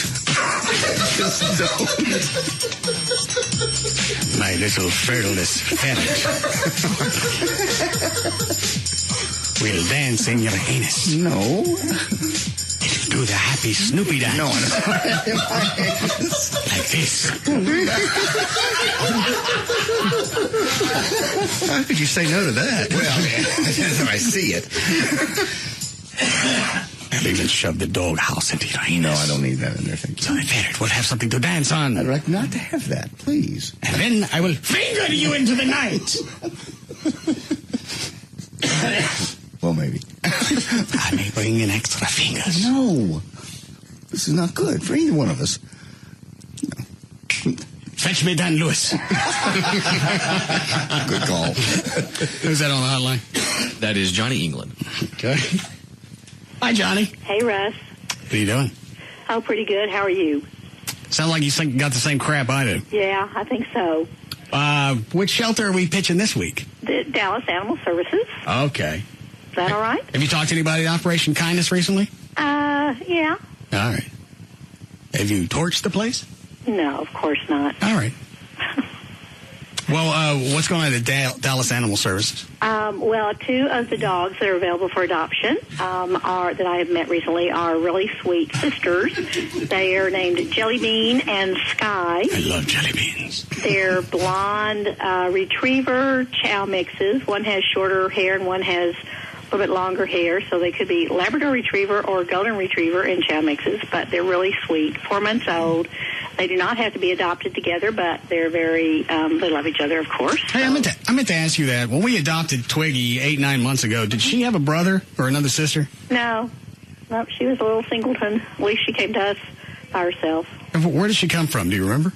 Oh, gosh. I know she was a rescue puppy. I just didn't know from where. Yeah, it's a woman who lives in Kaufman who rescues animals kind of in the Kaufman area. I don't know exactly where she came from, but she was just only by herself. Okay. All right. Anything else? Well, they just have lots of wonderful dogs and cats, of course. And they are open tomorrow, Saturday, from 10 a.m. to 4:30, and Sunday from 1 to 3:30. All right. And one of your listeners, adopted the dog I talked about a couple weeks ago named Shadow. Heard me talking about her and emailed you, and they went over and adopted her. So I thought that was super. Okay. Did you find out if Pet Services has a website yet? Yes, in fact, I just emailed the link to you. It's kind of long, but maybe we could get it on your website one of these days. It's petfinder.com/shelters, plural, /TX236. All right, let me ask you this. If you go to petfinder.com, does it have a search engine on there? Yeah, I was just going to say you can do that. All right, so you got to slow down. You go to petfinder.com and just type in Dallas Animal Services. Right. Easy enough. All right. Thank you, man. Okay, thank you. Have a good weekend. Okay.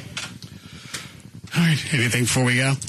I don't know if you want to address these. I get these emails all the time about Operation Kindness. People want to know, should they still make donations? Should they still go to Operation Kindness? Well, yeah, the animals are still there. Okay. I just got this email today. I heard on the show a couple of weeks ago. Yeah, just because Johnny's been gone for a few weeks doesn't mean that's going to be permanent. We're still negotiating? No, we've gone beyond negotiating. Okay. We are breaking out the hardware? In bits and pieces. All right. It looks like we made a little movement. I think so. So. Very good. Everything's not totally done there yet. Quite not doing the Happy Snoopy dance yet, but we're getting there. It won't be long. No, I don't want it. I don't want it. Not outside the anus anyway. I don't want it there. Please don't. My ferret. No. It'll find its way to your hole of stink. I don't need anything in there. It's quite taken right now. It will dance around in your stool.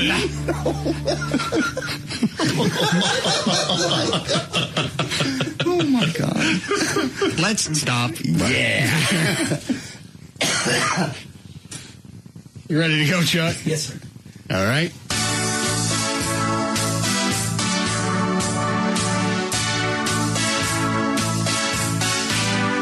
Oh, we were going to do the sombrero. I knew there was something I'd forgotten about. Yes. Grab Gavin, put the fire coat on him, throw the hat on him, get the wireless mic ready, let's go. Gavin, come in here. Don't shake your head at me. Come in here. Good trade. Have a backup. No, Trey's not in charge of lighting anything. Okay. Chuck, you go with them. Okay. Dan, you're going to have to stay in there. Chloe, both you and Trey. Chuck, light the thing. All right. Somebody give Gavin the hat and the coat. Let's go. Who's got the wireless mic? Trey. Let me hear it. Trey. Nope. No. Check. Yes. Thank you.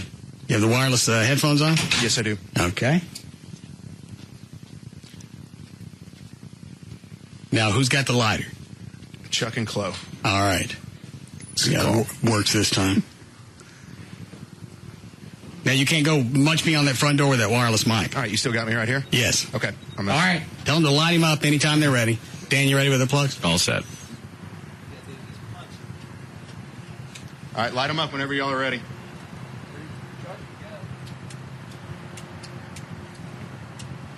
Don't forget to turn the sombrero on. Turn the sombrero. Oh, gosh.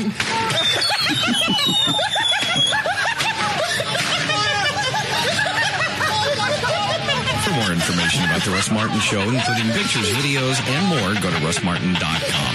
To answer any question you may have about the show, go to russmartin.info. To instant email the show and only during the show, send that to studio@russmartin.com. Other show websites, johndavidryan.com, danantasos.com, djclo.com, as well as Chloe's new website, ihatevalerie.com. TreyTrentholm.com, and of course, ChuckWheat.com. Hold on, Dan. What happened? It looked like Gavin was doing the unhappy Snoopy dance. Did you guys get both sides of the sombrero lit? Yeah. I heard Gavin in the background screaming fire. Did the sombrero catch fire again? Oh, yeah. Go ahead, Dan. All right. To adopt a pet through Dallas Animal Services, just go to petfinder.com and just type in the search function, Dallas Animal Services. To reach Ever Newton, the rock and roll attorney, call his office at 214-823-LAWS or go to his website, dallasattorney.com. To make it, the official caterer of the Russ Martin Show is Sugar Babies Barbecue. Their website, sugarbabiesbbq.com. Limo service is provided by Limo George. His website, limogeorge.com. Russ gets his guitars and band equipment from the Guitar Center. Their website, guitarcenter.com. The official liquor store of the Russ Martin Show is Majestic Fine Wine and Spirits. Their website, majesticliquors.com. The official photographer of the show is Jim March. His website, jimmarch.com. And the official site for Live 105.3 is live1053.com. All right. See you guys Monday. Bye.